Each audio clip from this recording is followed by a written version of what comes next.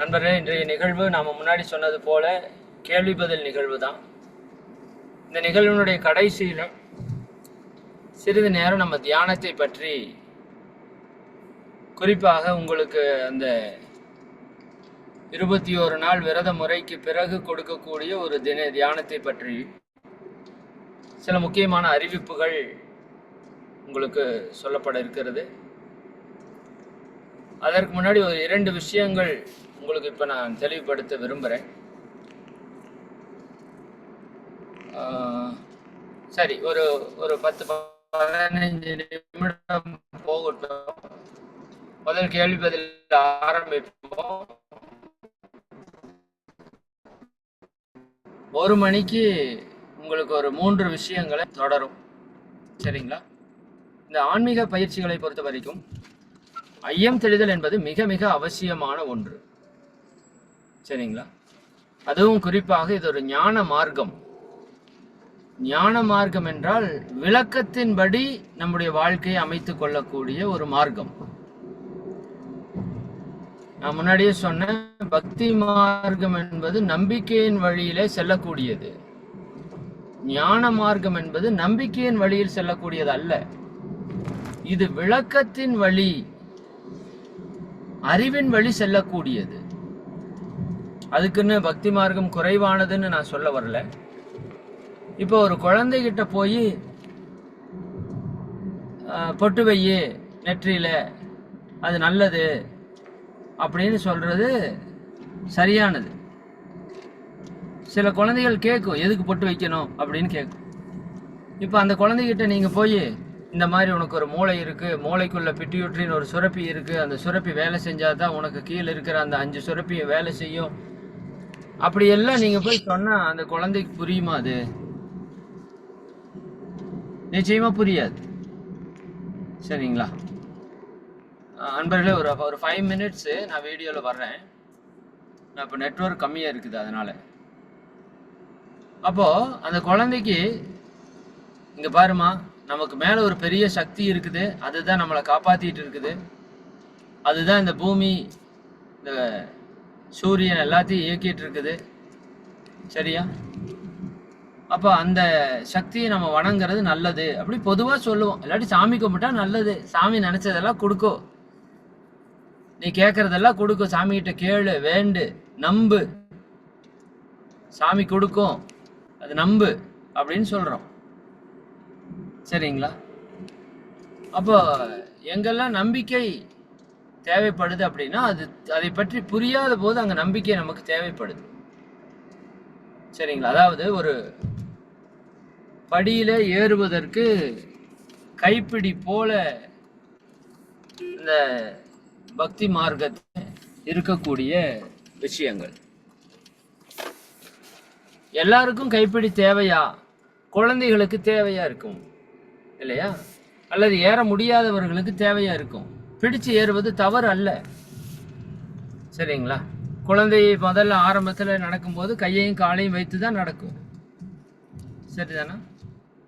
அதற்கப்புறம் வளர்ந்த பிறகு மறுபடியும் நீங்க கையை காலையே வச்சு நடக்கிறது சரியா? இப்ப நீங்க கையை காலை வச்சா நடக்கிறீங்க, காலால் மட்டும் நடக்கிறீர்கள். ஏன்? அதற்கான ஒரு உயர்வு, சிறப்பு தன்மை வந்துவிட்டது. அதுபோல பக்தி மார்க்கம் அறிவில் உயர்வு பெறுவதற்கு முன்பாக, அதாவது ஒரு மனுஷன் 13 வயசு வரைக்கும் அவன் குழந்தை தன்மையா இருப்பான். அவனுக்கு சுயமாக சிந்திக்கிற அறிவு இருக்காது. சரிங்களா? அப்ப சுயமா சிந்திக்கிற அறிவு இல்லாத போது அவனை நல்வழிப்படுத்த வேண்டும் என்பதற்காக சில விஷயங்களை நம்ம முன்னோர்கள் சொல்லி கொடுத்தாங்க. கோயிலுக்கு போனா நல்லது, மொட்டை அடிச்சா நல்லது, பொட்டு வச்சா நல்லது, சாமி கும்பிட்றது நல்லது, காலையில் நேரத்தில் குளிச்சா நல்லது. சரிதானா? அமாவாசை அன்னைக்கு இப்படி இருந்தா நல்லது, பௌர்ணமி அன்னைக்கு இப்படி இருந்தா நல்லது என்று நம்ம வாழ்க்கையை நம்பிக்கையின் வழியில நடைபடுத்தினாங்க. பட் அங்க முதல்ல என்ன நடந்ததுன்னா, இது சின்ன குழந்தைகளுக்கு இப்படி சொல்லி கொடுத்துட்டு பெரியவங்க ஆகும்போது இதற்கு விளக்கமும் சொல்லி கொடுக்கப்பட்டது முற்காலத்தில். எதுக்காக நம்ம பொட்டு வைக்கணும், இதுக்காக நம்ம இந்த இறை வழிபாட்டை செய்யணும்னு. பட் இப்போ அந்த ஞானத்தை கொடுக்கிற இடம் கோவில்கள்ல இல்லாமல் போய்விட்டது. கோயிலில் நிறைய அந்த மண்டபங்கள், அர்த்த மண்டபங்கள் கட்டி வச்சிருப்பாங்க, நீங்கள் பார்த்துருக்கலாம். தியான மண்டபங்கள் கட்டி வச்சிருப்பாங்க, நீங்கள் பார்த்துருக்கலாம். பல பெருங்கோயில்களில் இன்னும் இருக்குது. அங்கே உட்கார்ந்து விளக்கங்கள் கொடுப்பார்கள். சரிதானுங்களா? சத்சங்கங்கள் அங்கே நடக்கும். அங்கு இந்த கோவிலை பற்றி, தெய்வத்தை பற்றி, நல்வழியில் நடப்பதை பற்றிய விளக்கங்கள், ஏன் எதற்கு என்றெல்லாம் விளக்கம் கொடுக்கிற ஒரு பழக்கம் இருந்தது. இன்னைக்கும் அது இருக்குது. பட் அது அந்த இடத்த முழுமையாக பூர்த்தி செய்வதில்லை. சரிங்களா? அப்போ இப்ப நம்ம பயணித்து கொண்டிருக்கிறது ஞான மார்க்கம், பக்தி மார்க்கத்திற்கு அடுத்த நிலை. இப்போவும் நம்ம கோவிலுக்கு போறோம். பட் ஏன் எதுக்குன்னு தெரிஞ்சு போறோம். ஏன் எதுக்குன்னு தெரிஞ்சாம செய்யும் போது அதை ஒன்னா நம்ம செய்வோம், இல்லாட்டி செய்யாம விட்டுருவோம், இல்லாட்டி தப்பா செய்வோம் இல்லையா? பட் ஏன் எதுக்குன்னு தெரிஞ்சிருச்சுன்னா நம்ம கரெக்டா மட்டும்தான் செய்வோம். அப்போ இப்போ நம்ம செய்து கொண்டிருக்கிற பயிற்சிகள்லையும் நீங்க ஏன் எதுக்குன்னு கேட்கணும். உடற்பயிற்சி செய்யணுமா? ஏன் சார் செய்யணும்? அங்க போய் சாமி கையை தூக்கி கும்பிடுன்னு சொன்னா யாரும் கேட்கறது இல்லை. எதுக்கு சார் சாமி கையை தூக்கி கும்பிடணும்? கையை தூக்கி கும்பிட்டாதான் சாமி வரம் கொடுப்பாரா? ஏன் கையை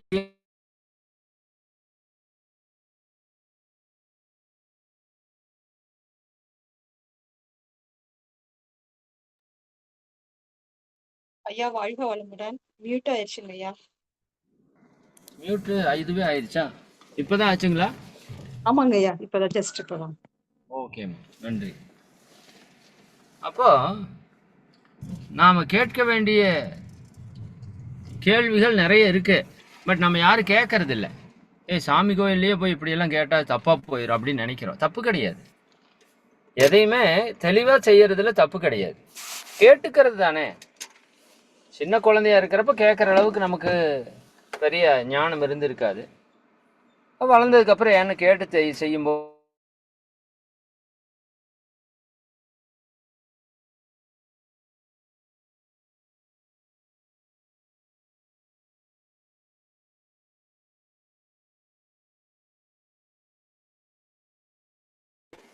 சரிங்களா? அப்போ ஏன் தோப்புக்கரணம் இல்லாமல் போச்சு? ஏன்னா தோப்புக்கரணம் போட்டால் பிள்ளையாருக்கு நல்லதுன்னு நினச்சிக்கிட்டோம். தோப்புக்கரணம் போட்டால் பிள்ளையாருக்கு நல்லது இல்லை, நம்ம உடம்புக்கு நல்லது. சரிங்களா? அது தெரியல நமக்கு. அப்போ தோப்புக்கரணம் போடுறப்ப இன்னைக்கு சொல்கிறாங்க, விஞ்ஞான முறைப்படி தோப்புக்கரணம் போட்டால் இவ்வளவு நன்மைகள் ஏற்படுகிறது என்று இன்னைக்கு அறிவுபூர்வமாக விளக்கத்தில் இருக்கிறவங்க சொல்கிறாங்க. அப்போ இப்போ எல்லா ஸ்கூல்லையும் தோப்புக்கரணம் போடுறாங்க. யோசித்து பாருங்க. எல்லா ஸ்கூல்லையும் இப்போ தோப்புக்கரணம் போடுறதுக்கு ஆரம்பிச்சிட்டாங்க. ஏன்? தோப்புக்கரணம் போடுறது அவ்வளோ நல்லதுன்னு இன்னைக்கு அறிவுபூர்வமாக விளங்கி கொண்டிருக்கிறார். அப்போ இந்த விஷயந்தான் நாம் பண்ணுறோம். இது இந்த விஷயத்துக்கு மட்டுமில்லை, நீங்கள் எந்த செயல் செய்யும் போதும் எப்படி இருக்கணும்? இது ஏன், இது எதற்கு என்ற ஒரு கேள்வியோடு தான் அந்த செயலை செய்யணும். அப்படி செய்யும்போது அந்த செயலிலே தவறு வராது. சரிங்களா? அதை நம்ம முழுமையாக செய்வோம், முறையாக செய்வோம், தெளிவாக செய்வோம். அதுக்காக தான். அப்போ அதனுடைய அடிப்படையில் இந்த பயிற்சி இப்போ உங்களுக்கு 2 மாத காலம், கிட்டத்தட்ட 12 24 வகுப்புகளாக உங்களுக்கு ஊறுப்பட்ட விஷயங்கள் சொல்லி கொடுக்கப்பட்டிருக்குது இல்லையா? 24 வகுப்புன்னு வச்சுக்கோங்க. ஒரு வகுப்புக்கு 1.5 மணி நேரம், கிட்டத்தட்ட 30 மணி நேரம், 36 மணி நேரம் உங்களுக்காக பேசியிருக்கு. இதில் நிறைய கருத்துக்கள் உங்கள் உடலை பற்றி, உயிரை பற்றி, மனதை பற்றி இல்லையா, பல விஷயங்கள் உங்களுக்கு சொல்லி கொடுக்கப்பட்டிருக்கு. அப்போ அவற்றையெல்லாம் நீங்கள் என்ன பண்ணணும்? சிந்தித்து பார்க்கணும். நான் சொல்கிறேன் அப்படின்னு சொல்லி அப்படியே எடுத்துக்கூடாது. சரிங்களா? நான் சாப்பிட்ற முறை சரி பண்ணால் எல்லா நோய் சரியாயிருன்னு சொல்கிறேன். அப்போ நீங்கள் அதை அப்படியே நம்பக்கூடாது. யோசிக்கணும்.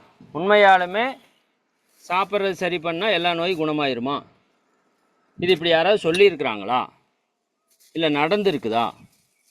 நம்ம முன்னோர்கள் உணவை பற்றி என்ன சொல்கிறாங்க? அப்படி நீங்களும் என்ன பண்ணணும்?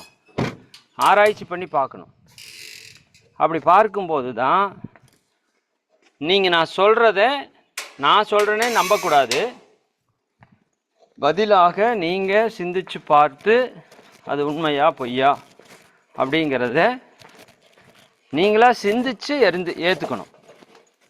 உண்மையாக இருந்தால் ஏற்றுக்கணும், பொய்யா இருந்தால் விட்டுருங்க, அவ்வளோதான். சரிங்களா? இப்போ உங்களுக்கு என்ன கேள்விகள் இருந்தாலும் கேட்கலாம். எல்லோரும் ஹேண்ட் ரைஸ் பண்ணி கேளுங்க. சரிங்களா? அதில் குறிப்பாக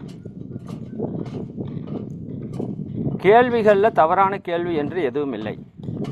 சரிங்களா? கேள்விகளில் தவறான கேள்வி என்று எதுவும் இல்லை. பதிலில் வேணால் தப்பாக இருக்கலாம். சரிங்களா? இந்த கேள்வி கேட்டால் இதெல்லாம் கேட்கலாமா, கேட்டால் நம்மளை ஏதாவது நினச்சிக்குவாங்களா, அப்படியெல்லாம் நீங்கள் எதுவும் நினைக்க வேண்டியதில்லை. சரிதானுங்களா? எல்லாம் தெரிஞ்சவங்க யாரும் இல்லை. அதனால் உங்களோட கேள்விகளை கேளுங்க, ஹேண்ட் ரைஸ் பண்ணுங்கள். வாழ்க வளமுடன். அன்பர்கள் அனைவரும் உங்களுடைய கேள்விகளை சுருக்கமாக விரைவாக கேட்கும்படி கேட்டுக்கொள்கிறோம். ஐயாவும் பதில் அளிப்பார்கள்.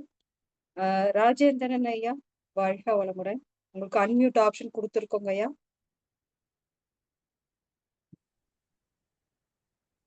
ஐயா நீங்க பேசலாம், உங்க மைக் ஓபன் ஆயிடுச்சு.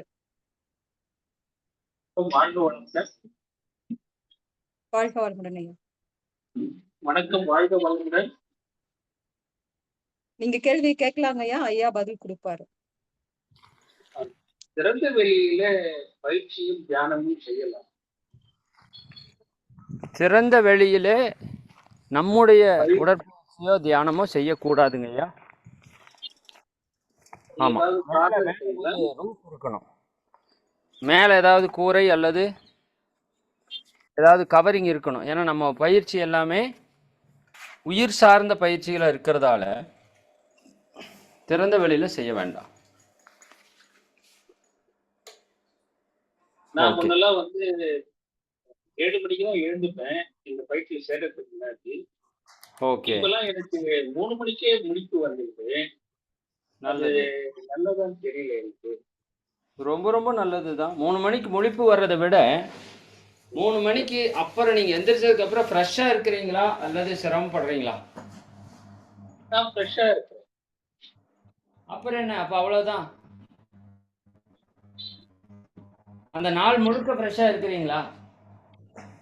இல்ல, பகல்ல தூக்கம் வருது. அப்ப பத்தாம இருக்குது தூக்கம். பகல் சரிங்களா? 3 மணிக்கு எந்திரிச்சாலும் ஒரு 4 மணி வரைக்கும் சும்மா படுத்துக்குங்க. சரிங்களா? இல்லாட்டி எக்ஸசைஸ் பண்ணிட்டு அப்புறம் ரிலாக்ஸேஷன்ல கொஞ்ச நேரம் படுத்துக்குங்க. அதே போல நேரத்துல படுக்கிறதுக்கு முயற்சி பண்ணுங்க. சரிங்களா? ஒரு சிலருக்கு ஆர்வத்தால நேரத்துல எந்திரிக்கிற ஒரு தன்மை வந்துடும். எனக்கு தானாவே வந்துடுது. அதான் தானா அதுவே தூக்கம் களையுதா? தானாவே முடிப்பு வந்து டைம் பார்த்தா நேரம் பார்த்தா 3 மணி காட்டுது. ஓகே. 10 நாளா அப்படிதான் இருக்கு. அது நல்லதுதான். 3 மணிக்கு எந்திரிக்கிறதுங்கிறது ரொம்ப நல்லது. ஏன்னா 3 மணிக்கு விடிஞ்சிருச்சுன்னு அர்த்தம் ஆக்சுவலா. ஆனா அது எப்படி எழணும்னா, நான் முன்னாடி சொன்னது போல முழு ஆற்றல் பெற்ற மாதிரி எந்திரிக்கணும். ஒரு 8 மணி 9 மணிக்கு படுத்தீங்கன்னா ஒரு சிலருக்கு 3 மணிக்கு முழிப்பு வந்துருந்தா, பட் அது எழுந்திரிச்சதுக்கு அப்புறம் சோர்வோ டயர்டோ இருக்கக்கூடாது. அந்த அன்னைக்கு முழுக்க சோர்வு டயர்டு அதிகமாக இருக்கக்கூடாது. அப்படி இருந்ததுன்னா நீங்கள் கொஞ்சம் நேரத்தில் படுங்க, அல்லது இன்னும் கொஞ்சம் நேரம் முழிப்பு வந்தாலும் கொஞ்சம் நேரம் படுத்து இருந்துட்டு அப்புறமா எந்திரிங்க. இல்லைன்னா கொஞ்சம் நேரம் கழித்து எக்ஸசைஸ் பண்ணிவிட்டு அதில் ரிலாக்ஸேஷனில் தூக்கம் வந்தால் நல்லா தூங்கிக்கோங்க. ஓகே ஓகே, நன்றி. நல்ல கேள்வி, முக்கியமான கேள்வி. ஏன்னா வெளியில் நீங்கள் போய் ஏதாவது பொது இடத்துல நான் தவம் பண்ணுறேன் அப்படின்னு சொல்லி நம்ம தியானத்தை பண்ணிடாதீங்க. குறிப்பாக குண்டலினி தியானம், இந்த பஞ்சபோதனாவிரதம், மூச்சை கவனிக்கிறது, இதெல்லாம் ஓகே. உயிர் சக்தி மேலே செய்யக்கூடிய தவம் இது. ஏன் அப்படின்னா ஒரு ஒரு ஒரு ஒரு விளக்கம் நீங்கள் தெரிஞ்சுக்குங்க. சார் ஏன் சார் நீங்கள் அதை பண்ணக்கூடாதுன்னு சொல்கிறீங்க அப்படின்னா, ஒன்றும் இல்லை, நீங்கள் நல்லா தியானம் பண்ணிகிட்டு இருப்பீங்க, பொது இடத்துல பண்ணிகிட்டு இருக்கீங்க, சரிதானுங்களா? ஏதாவது ஒரு சப்தம் உங்களை வந்து பெரிதா தாக்குச்சு அப்படின்னா நீங்க உள்ள ஆழ்ந்து போயிட்டு இருப்பீங்க, உங்க மன அமைதி நிலையில் இருக்கும், அல்லது அந்த அமைதிக்கு போயிட்டு இருக்கும். அந்த நேரத்துல திடீர்னு ஒரு சப்தங்கள் வரும்போது அது உங்க உயிர் ஆற்றல்ல ஒரு தாக்கத்தை ஏற்படுத்திடும். அதனாலதான் மெயினா பொது இடங்கள்ல பண்ண வேண்டாம். மற்ற உயிர்களோட தொந்தரவுகளோ சப்தங்களோ மற்ற இடையூறுகளோ இந்த தியானத்தை இடையூறு செய்தால் அது உங்க மனதிலே ஒரு பிரச்சனையாக மாறும். அப்படிங்கிறதுல பொது இடத்துல பண்ண வேண்டாம்னு சொல்றோம். அதே மாதிரி உடற்பயிற்சியிலையும் உதாரணத்துக்கு நீங்க ரிலாக்ஸேஷன் பண்றப்ப நீங்க இதை ஃபீல் பண்ணலாம். அன்னைக்கு ஒரு அம்மா கூட சொன்னாங்க, ரிலாக்ஸேஷன் பண்றப்ப நீங்க நல்லா ரிலாக்ஸேஷன் பண்ணிட்டு இருக்கிறப்ப யாராச்சும் திடீர்னு ஏதாவது பொருளை டம்முன்னு போட்டாங்கன்னு வச்சுக்கோங்க, அவ்வளோதான், உங்க பாடி வந்து ஜர்க் ஆயிரும். உங்க மைண்டும் பாடியும்,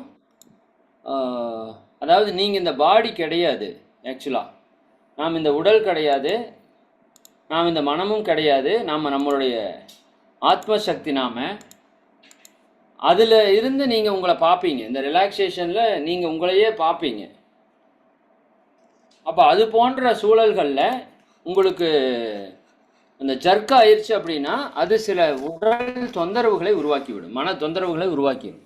அந்த காரணத்தினால தான் என்ன சொல்றாங்க சாமிஜி, இந்த மாதிரி இந்த உடற்பயிற்சியோ தியானங்களோ செய்யும் போது நீங்கள் ஒரு மேல ஏதாவது ஒரு மறைப்பின் கீழே வந்து நீங்க வந்து பண்ணுங்க அப்படின்னு சொல்றாங்க. சரிங்களா? ஓகே, மகிழ்ச்சி, நன்றி. வாழ்க வளமுடன். அடுத்ததாக கேலக்ஸி M20 வாழ்க வளமுடன். நீங்க பேசலாம், மைக் ஓபன் ஆயிடுச்சு. ஹலோ, வாழ்க வளமுடங்க. வாழ்க வளமுடன். இப்போ இந்த பஞ்சபூத என்னங்க சொல்லுங்கய்யா, சொல்லுங்கய்யா. பஞ்சபூத நவகிரகத்துலங்க சூரியனை சுற்றி புதன் வந்து 3 கோடி மைல் அப்பால் சுத்துது. ஆமா. சுக்கிரன் வந்து 6 கோடி மைல்களுக்கு சுத்துதுங்க. ஆமா. செவ்வாய் வந்து 9 கோடி மைல்களுக்கு சுத்துதுங்க. செவ்வாய் இல்ல, பூமி. சரிங்க, பூமி. சரிங்க. இப்ப சந்திரன் வந்து சரி, இப்ப சந்திரன் மட்டும் 2.30 கோடி மைலுக்கு சுத்துதுன்னு சொல்லி போட்டிருக்குங்க. 2,30,000. 2,30,000. ஆமாங்க. அது என்னன்னா நீங்க புரியணும்னா, சரிங்க, அது வந்து இப்ப சூரியனுக்கும் புதனுக்கும் இடையில 3 கோடி. சரிங்க.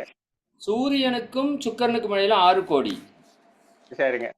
சூரியனுக்கும் பூமிக்கும் இடையில 9 கோடி. 9 கோடி. ஆமாங்க. பூமிக்கும் சந்திரனுக்கும் இடையில 2,30,000. புரிஞ்சுதுங்களா? ஓ சரி, ஓ சரி சரி. பூமிக்கு, நம்ம இருக்கிற பூமிக்கும் நாம இருக்கிற சந்திரனுக்கும் சரிங்க, இடையில இருக்கிற தூரம் வந்து 2,30,000 மைல்கள் மட்டுமே. ஓ சரி சரி. அதனால இது அப்படி நீங்க புரிஞ்சுக்குங்க. ஓ சரி சரி, ஓகேங்க. அப்ப அதெல்லாம் கரெக்ட் தானுங்க. அதான் ஒரு டவுட் எடுத்துங்க. கரெக்ட், சரியான டவுட் தான், சரியான டவுட் தான். இதெல்லாம் வரக்கூடாது சார், இதெல்லாம் தெளிவுபடுத்திக்கணும். ஆமாங்க. நாளைக்கு நீங்க தவம் பண்றப்ப இது உங்க மண்டைக்குள்ள ஓடிட்டே இருக்குது, என்னடா. ஆமாங்க, அது ரொம்ப நாளா பிடிச்சி ஓடிட்டு இருக்குங்க. அது இப்ப இனி தெளிவாயிரும் பாருங்க. ஓகேங்க, நன்றி நன்றிங்க. அதாவது சூரியன்ல இருந்து பூமி 9 கோடி மைல் இருக்கு, அதே சூரியன்ல இருந்து சந்திரனும் 9 கோடி மைல் தான் இருக்கு. சரிங்க.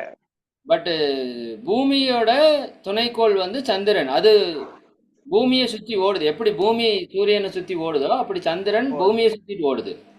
சரிங்க. அப்ப அதனோட டிஸ்டன்ஸ் கம்மி தானே, நம்ம இங்க இருந்து சந்திரனுக்கு போயிட்டு வர்றோமே.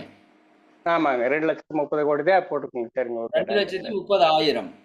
ஓ, அப்ப வந்து சந்திரன் வந்து பூமி தான் சுத்துது, சந்திரன் சூரியன் சுத்து அந்த டிஸ்டன்ஸ் வரல இல்லைங்களா? பூமியை தான் சுத்துது, இந்த ரெண்டும் செட்டா சூரியனை சுத்துது. ஓ சரி சரி சரி. 2 ஜோடி ஓட்டு சுத்துதுன்னு வச்சுக்கோங்களேன். ஓ நன்றிங்க. சரி, ஓகே ஓகே ஓகே. அப்புறம் இன்னொரு இந்த வயசு வந்து எனக்கு 66 ஆச்சுங்க. இந்த ஓஜா பயிற்சி வந்து கொஞ்சம் சிரமம் இருக்குங்க. இந்த நம்ம காய்கல் படுத்துங்க. ஓஜஸ் பண்றது கொஞ்சம் சிரமமா இருக்கா? ஆமா ஆமாங்க. ஓகே ஓகே, அத பத்தி ஒண்ணும் தப்பு இல்ல. அது ஆரம்பத்துல உங்களுக்கு அப்படி இருக்கும். ஆமா பட் ஆமாங்க. போக அது சரியாயிக்கும். ஓ சரி சரி. போக போக சரி. சரிங்களா? எல்லாத்துக்குமே அது என்னன்னா அட் அ டைம்ல நான் போன சொன்னேன், மூலபந்தம் பண்ணுங்க, நாக்க மடிங்க, மூச்சை இழுங்க. அப்ப நாக்குல விட்டு ஓஜஸ் விடுங்கன்னு சொல்றது ஒரு 4 வேலையை ஒட்டுக்கா செய்யறது. ஆமாங்க. அது சரி. ஆமா. 4 வேலையை ஒட்டுக்கா செய்யறப்போ உங்க மனசுக்கு என்ன ஆகும்? ஒரு சரிங்க. குழப்பம் வரும். கொஞ்சம் ஆமாங்க. ஆமா. அதனால நீங்க பொறுமையா செஞ்சு பழகுங்க. ஒரு சரி, 10, 20 நாள் செஞ்சு பழக பழக சரியாயிடும். ம். சரி. அப்புறங்க இந்த ஓகே. வாழ்க வளமுடன் ஸ்டிக்கரை வந்து கேட்டனுங்க. ஒரு 50 ஓகே. ஸ்டிக்கர் வேணும் சொல்லி. ஆமாங்க. சரிங்க. அப்ப நானு அந்த ஸ்டிக்கர்கள் என்ன ஆயிடுச்சுன்னா, ஸ்டிக்கர்ல ஒரு சின்ன விஷயம். நாங்க 4000 ஸ்டிக்கர் எல்லாரும் சேர்ந்து கேட்டிருந்தாங்க. சரிங்க, நான் 7000 ஸ்டிக்கரா பிரிண்ட் பண்ணேன். சரிங்க. கடைசியில பார்த்தா அது 10,000 ஸ்டிக்கருக்கு மேல ஆர்டர் போட்டாங்க. ஓகே. அதனால இப்போ ஒரு 7000 ஸ்டிக்கருக்கு அனுப்பிச்சு விட்டுட்டோம். இன்னொரு 3000 ஸ்டிக்கர் அனுப்பாம இருக்கிறோம். அது ஓ! சரி, ஆர்டர் குடுத்துருக்கோம். ஒரு வாரத்துல வந்துரும். நான் சரிங்க. அதனால தான் அத இன்னும் பேசல. நான் உங்களுக்கு இந்த வாரத்துல உங்களுக்கு அத அனுப்பிச்சு விடுறேன். நீங்க அந்த Google ஃபார்ம் ஃபில் அப் பண்ணியிருக்கீங்களா? அட்ரஸ் எல்லாம் போட்டு. எல்லாம் போட்டுட்டேங்க.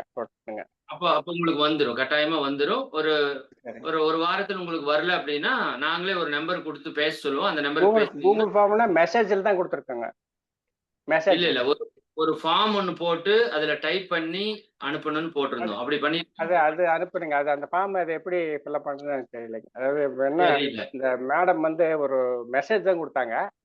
சரி நீங்க ஒரு ஒரு ஒரு 2, 3 நாள் பொறுங்க. உங்களுக்கு சரிங்க. வரல அப்டின்னா, நாங்க ஒரு நம்பர் போட்டு அனுப்புவோம். அந்த நம்பருக்கு கூப்பிட்டு சரி. சொன்னீங்கன்னா, அடுத்து ஒரு 2 நாள்ல அனுப்பிச்சு விட்டுருவாங்க. சரிங்க. சரிங்க. ஓகேங்க. மகிழ்ச்சி, மகிழ்ச்சி. ஓகே. வாழ்க வளமுடன். சரிங்க. வாழ்க. நன்றி, வாழ்க நன்றி. வளமுடன். நன்றிங்க ஐயா. அடுத்ததாக சாந்தா. அம்மா வாழ்க வளமுடன். உங்க மைக் ஓப்பன் ஆயிடுச்சுங்கம்மா. கேட்கலாம் கேள்வி. வாழ்க வளமுடன் ஐயா. வாழ்க வளமுடன்மா. ஐயா எனக்கு நிறைய ஹெல்த் இஷ்யூ இருக்கு.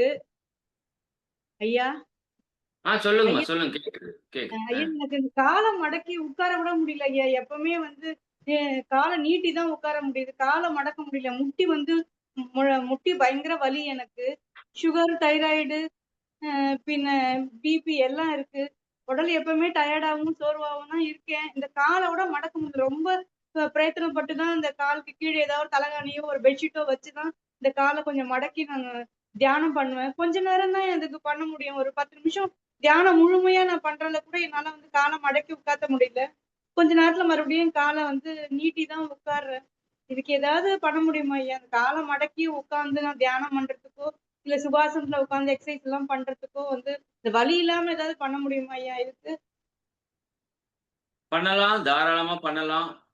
முதல்ல நீங்க நான் எல்லாருக்குமே சொல்ற ஒரு விஷயம். உங்களோட தொடக்கமே பார்த்தீங்கன்னா, எனக்கு நெறைய பிரச்சனை இருக்கு.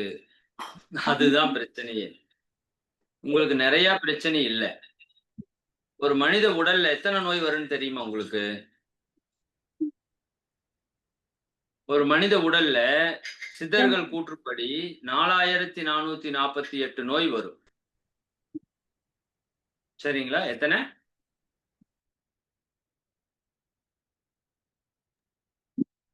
சொல்லுங்க. 4448 நோய் வரும் ஒரு மனித உடல்ல. ஆமாங்க ஐயா. உங்களுக்கு உங்களுக்கு எத்தன நோய் இருக்கும் அதிகபட்சம்? சுகர், தைராய்டு, பிபி இருக்கு. இந்த முழங்கால் வலியும் இருக்கு. ஒரு 4 பிரச்சனை இருக்கு ஐயா. இதெல்லாம் ஒரு பிரச்சனையா? இதுல இருந்து எப்படி மீள்றதுன்னு சொல்லுங்க ஐயா எனக்கு. இல்ல முதல்ல இது ஒரு பிரச்சனையான்னு சொல்லுங்க முதல்ல. அதனால எனக்கு டயர்டா இருக்கு. எப்பவுமே வந்து ஒரு சோர்வா அதுதான். அது நீங்க பிரச்சனை அங்க இல்ல. நோய் இருக்கிறதுல பிரச்சனை இல்ல. எனக்கு நோய் இருக்குதுன்னு நெனைக்கிறீங்கல்ல, அங்கதான் பிரச்சனை. இருக்கு. சரிதானுங்களா? எனக்கு 4444 நோய் இல்ல அப்படின்னு சொல்லுங்க. சரிங்க. புரியுதா? சரிங்க 4 ஐயா. நோய் தானே இருக்கு. இப்ப நம்ம எப்பவுமே இருக்கிறத விட்டுட்டு இல்லாத தேடி ஓடுவோம். இது மனித இயல்பு. ஆமாங்க ஐயா. உங்க கை நல்லா தூக்குதா? தூக்கலாம் முடியுது ஐயா. வாய் நல்லா மெல்லுதா? கண்ணு பாக்குதா? பாக்குதுங்க ஐயா. காது கேக்குதா? கேக்குதுங்க ஐயா. ஹார்ட் ஓடுதா? ஆ, சரி. அப்ப இதெல்லாம் நல்லா இருக்குதுன்னு நெனைங்க. சரிங்க ஐயா. சரியா? நான் நல்லா இருக்கிறேன். சரிங்க ஐயா. நான் உடல் ஆரோக்கியத்தோட இருக்கிறேன். சரிங்க ஐயா. சரிதானுங்களா? அப்படி முதல்ல நான் நல்லா இருக்கிறேன்னு நெனைச்சாலே, இந்த நோய் எல்லாம் இல்லாம போயிரும். முதல்ல 1. சரிங்க. இத பத்தி உங்களுக்கு பின்னாடி வகுப்பு எடுப்போம். அதுல சரிங்க. தெளிவா சொல்றேன். எண்ணம் போல் வாழ்க்கை, எண்ணம் போல் வாழ்க்கை. எனக்கு பிரச்சனை பிரச்சனை பிரச்சனை, அது சரியில்லை இது சரியில்லை, கால் வலிக்குது, உட்கார முடியல, தவம் பண்ண முடியல, பயிற்சி பண்ண முடியல, எல்லாம் முடியல முடியல அப்படின்னா இன்னும் எச்சா பிரச்சனை அதிகமாயிட்டே இருக்கு. நான் நல்லா இருக்கிறேன், ஆரோக்கியமா இருக்கிறேன், என் உடம்பு நல்லா இருக்குது, நான் இந்த அளவுக்கு பயிற்சி செய்யறேன், இறைவா நன்றி. இதை விட முடியாம எத்தனையோ பேர் இருக்காங்க, என்னை இந்த அளவுக்கு வச்சிருக்கிறிய நன்றி, இன்னும் நான் கொஞ்சம் கொஞ்சமா பயிற்சி செஞ்சு அப்படியே வந்துருவேன். சரிங்களா? அதனால ஒண்ணு டோன்ட் வரி. தவம் பண்ண எவ்வளவு எப்படி எப்படி உட்கார்ந்தா தவம் பண்ண முடியுமோ அப்படி உட்கார்ந்து பண்ணுங்க. சேர்ல உட்கார்ந்து கூட பண்ணுங்க. யார் வேண்டாங்கிறா? ஃபர்ஸ்ட் இப்ப குடுக்குற விஷயத்தை எந்த அளவுக்கு பண்ண முடியுமோ சிரமம் இல்லாம அந்த அளவுக்கு பண்ணிட்டே வாங்க. நீங்க தொடர்ந்து பண்ணிட்டே வர வர ஒரு 3 மாதம், அதிகபட்சம் 6 மாதத்துல உங்க உடல்ல மாற்றம் ஏற்படும். சரிங்களா? நம்ம குடுக்குற பயிற்சிய முடிஞ்ச வரைக்கும் தொடர்ச்சியா விடாம, வலி வந்ததுன்னா அந்த இடத்த ஸ்டாப் பண்ணிட்டு மத்த பயிற்சி எல்லாம் சரியா பண்ணிட்டு வாங்க. 5 முறை சரியா கடைபிடிங்க. உணவு, உழைப்பு, உறக்கம், பாலுறவு, எண்ணம், இந்த 5யும் சரியா அளவு முறையா கடைபிடிங்க. நிச்சயமா உங்க வாழ்க்கையில மாற்றம். சரிங்க, நன்றி ஐயா. நன்றி நன்றி. வாழ். அடுத்தவங்க கொஞ்சம் சீக்கிரம் வாங்க. வாழ்க வளமுடன். அடுத்ததாக சத்யாமா, வாழ்க வளமுடன். தியானம் பண்றோம். தியானம் பண்ணி முடிச்சுட்டு எவ்வளவு நேரம் உடற்பயிற்சி செய்யலாம்? Gap no gap. தியானம் முடிச்ச உடனே உடற்பயிற்சி செய்யலாம். ஏன்னா நம்ம உடற்பயிற்சி வந்து ரொம்ப ஸ்பீடான உடற்பயிற்சி கிடையாது. உடல் தவம் என்று சொல்வார்கள். நம்ம உடற்பயிற்சிக்கு இன்னொரு பேர் என்னங்க? உடல் தவம். நீங்க தியானம் முடிச்சுட்டு அதுக்குன்னு தியானம் முடிச்சு எந்திரிச்சோன்னே இப்படி கையை தூக்க வேணும் செய்யுங்கன்னு சொல்லல. தியானம் முடிச்சுட்டீங்க, மனசு நல்லா அமைதியா இருக்கும், ஒரு 2 நிமிஷம் 5 நிமிஷம் விட்டுருங்க, ஃப்ரீயா விட்டுட்டு அதுக்கப்புறம் பொறுமையா உடற்பயிற்சி செய்யுங்க. உடற்பயிற்சியே தியானம் போல செய்யணும். சரிங்களா? அதனால தியானம் முடிச்ச உடனே உடற்பயிற்சி செய்யலாம். அதே மாதிரி உடற்பயிற்சி முடிச்ச அப்படியே தியானம் செய்யலாம். தியானம் முடிச்சுட்டு கூட ஒரு 2 நிமிஷம் விட்டுட்டு உடற்பயிற்சி செய்யுங்கன்னு சொல்றேன்ல. ஆனா உடற்பயிற்சி முடிச்சுட்டு ரிலாக்ஸேஷன் முடிச்சுட்டு அப்படியே எந்திரிச்சு உட்கார்ந்து அப்படியே தியானம் பண்ணலாம்.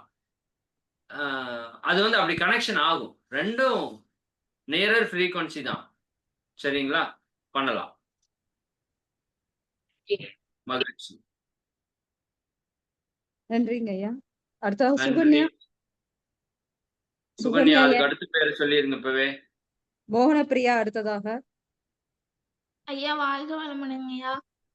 வாழ்க வளமுடன். ஐயா இப்போ மனுஷங்க வந்து யுக யுகமா மாறிட்டு இருக்கோங்கல்ல ஐயா. ஆமா. அப்போ அப்ப இருந்த தவமுறைய நம்ம இன்னும் ஃபாலோ பண்றது கரெக்ட்டுங்களா? அதுக்கேத்த மாதிரி நம்ம இப்ப இருக்கிற மனுஷங்களோட இயல்புக்கு ஏத்த மாதிரி தவமுறை மாற தேவையில்லைங்களா? மாறிட்டு தான் இருக்கு. மாறிட்டு தான் இருக்கு. சரிங்களா? அதாவது பல ஆயிரம் வருஷத்துக்கு முன்னாடி கையில தான் சாப்பிட்டோம். இப்போ கையில தான் சாப்பிடுறோம். பொருள் கொஞ்சம் மாறி இருக்கு, அவ்வளவுதான். அந்த மாதிரி தியான முறைகள்லயும் மாற்றங்கள் வந்துட்டு தான் இருக்கு. நமக்கு முன்னாடி எப்படி இருந்தது, இப்ப எப்படி இருக்குதுன்னு தெரியல இல்லைங்களா? முற்காலத்துல ரொம்ப கடுமையா இருந்தது தியான முறைகள் எல்லாம். சாதாரணமா எல்லாரும் தியானம் பண்ண முடியாது. எல்லாருக்கும் எளிமையா கிடைக்காது. மிக கடுமையா இருந்த தியான முறைகள் இன்னுமே பல இடங்கள்ல மிக கடுமையான தியான முறைகள் இருக்கு. அப்ப அடுத்தடுத்த ஜெனரேஷன் வர்றப்ப தியானங்கள்லயும் நிறைய மாற்றங்கள் வந்திருக்கு. இன்னைக்கு பாருங்க, நம்ம வீட்டுக்குள்ள உட்கார்ந்துட்டு ஆன்லைன்ல தியானம் பண்றோம். இது பெரிய மாற்றம் இல்லையா? குண்டலினி சக்திய நான் இன்னொரு 10 நாள் 15 நாள்ல உங்களுக்கு ஆக்னியில கொண்டு வந்து வைக்க போறோம். 12 வருஷம் காட்டுக்குள்ள போய் பண்ண வேண்டிய ஒரு ரகசியத்தை 10 நிமிஷத்துல வீட்டுக்குள்ள பண்ண போறோம். இது மாற்றம் தான். சரிங்களா? பட் கான்செப்ட் மாறாது. உங்க உயிரை கவனிச்சாதான் தியானம்னா உயிரை கவனிச்சாதான் தியானம். வாயில தான் சாப்பிடணும்னா வாயில தான் சாப்பிடணும். எத்தனை வருஷம் மனுஷன் ஆனாலும் வாயில தான் சாப்பிடணும். அந்த மாதிரி உயிர் மேல தியானம் பண்றதுங்கிறது அடிப்படை. சரிங்களா? அதனால மாற்றம் ஆயிட்டு தான் இருக்குது. இப்ப நம்ம மாற்றத்துல தான் இருக்கிறோம். சரிம்மா. அப்புறம் இது பைபோலார் டிசார்டர்ங்கிறது எதனால வருதுங்க ஐயா? அப்படின்னா முதல்ல என்னன்னு எனக்கு தெரியாது. கொஞ்சம் தெளிவா சொல்லுங்க. அதாவது ஒரே நேரத்துல நான் ரொம்ப பெரியவன் ஃபீல் பண்றது, அதே நேரத்துல நான் வந்து இருக்கிறதுலயே ரொம்ப லோ அப்படின்னு ஃபீல் பண்றது. அது ஒரு மனநோய்ன்னு வருதுங்கய்யா. அது வந்து இப்ப ஓ, நான் ரீசெண்டா நிறைய பேர்த்திட்ட பாக்குறேன். அது எதனால உண்மை. வருது? அதுக்கு இதுல அது தீர்வு இருக்குங்களா? மனம் சார்ந்த ஒரு பிரச்சனை தாம்மா. இன்னைக்கு ம். வந்து இன்னைக்கு வந்து மனதை நம்ம ரொம்ப அதிகமா பயன்படுத்துறோம். அதாவது ஒரு ஒரு ஒரு 100 ஆண்டுகளுக்கு முன்னாடி உடலை அதிகமா பயன்படுத்தணும். உடலை கடுமையா ம். உழைச்சோம். மனசு கம்மியா உழைச்சது. இன்னைக்கு மனசு தான் பயங்கரமா உழைக்குது. தொழில்கள்லயே பாருங்களேன், மனம் சார்ந்த வேலைகள் தான் அதிகமா இருக்கு. உடல் சார்ந்த வேலைகள் இல்ல. அப்ப ம். மனதுல நெறைய வேலைகள், பணிகள் நம்ம செய்யும்போது, அந்த மனச எப்படி ஹேண்டில் பண்றதுன்னு நமக்கு தெரியல. அதனால அந்த எப்படி சொல்றது? ஒரு ஒரு விஷயத்த ஹேண்டில் பண்ண தெரியாம வரக்கூடிய பிரச்சனை போல, மனதை ஹேண்டில் பண்ண தெரியாததால, நமக்கு மனதுல கோபம், கவலை, பொறாமை, வெறுப்பு, டிப்ரஷன், கவலை, தன்னை பற்றி தாழ்வாக நினைத்துக் கொள்வது, தன்னை பற்றி உயர்வாக நினைத்துக் கொள்வது, சரிங்களா? அல்லது பிறரை உயர்வாக, தாழ்வாக நினைப்பது, வஞ்சம் வைத்து பழி தீர்க்கணும்னு நினைக்கிறது, இல்லை என்று ம். புலம்பிக் கொண்டிருப்பது, இது எல்லாமே மனம் சார்ந்த பிரச்சனைகள். அதுல ஒண்ணுதான் நீங்க சொல்ற பைபோலார் டிஸார்டர் டிஸார்டர். என்று சொல்லக்கூடியது. ம். அப்ப என்னன்னா, மனதை பற்றிய தெளிவு நம்மகிட்ட வரல. 2வது அந்த மனதை எப்படி என் கட்டுப்பாட்டுல வைத்துக் கொள்ளணும்னு தெரியல. ம். ஒரே நேரத்துல 10 வேலை குடுத்தா, உங்களுக்கு பிரஷர் ஆகுமா? ஆகாதா? ஆமா. ஆகும். ஆனா, சரியான மனோநிலை இருக்கிறவங்களுக்கு ஆகாது. 10 வேலை வாங்கிக்குவாங்க. 10யும் நோட் பண்ணுவாங்க. எத ஃபர்ஸ்ட் பண்ணணும்? எதுக்கு பீரியாரிட்டின்னு பார்ப்பாங்க. அத ஃபர்ஸ்ட் பண்ணுவாங்க. 10 வேலை வந்துருச்சு. இப்ப வேண்டான்னு சொல்ல முடியாது. நாம வேலை செய்யக்கூடிய இடத்துல இருக்கிறோம். 10 வேலை வந்துருச்சு. உடனே, "ஐய்யய்யோ! 10 வேலை வந்துருச்சே! அப்படி எத பண்றது? இத பண்றது, அத பண்றதா? அவன் ஏதாவது நோய்வான் இது அப்படி அப்படி தேவையில்ல. 10 வேலை வந்துருச்சு. ஆமா. நோட் பண்ணிக்கோங்க. முதல் வேலை யார் குடுத்தது? எந்த டைமுக்கு குடுத்தாங்க? எப்ப பண்ணணும்? என்ன இம்பார்ட்டன்ஸ்? 2வது வேலை யார் குடுத்தாங்க? என்ன இம்பார்ட்டன்ஸ்? எப்ப பண்ணணும்? தெளிவா எழுதுங்க. இதுல எதுக்கு முக்கியத்துவம் குடுக்கணும்னு பாருங்க. இல்ல, உங்களுக்கு தெரியலையா? உங்களுக்கு மேல இருக்கிறவர்ட்ட இத அப்படியே கொண்டு போய் குடுங்க.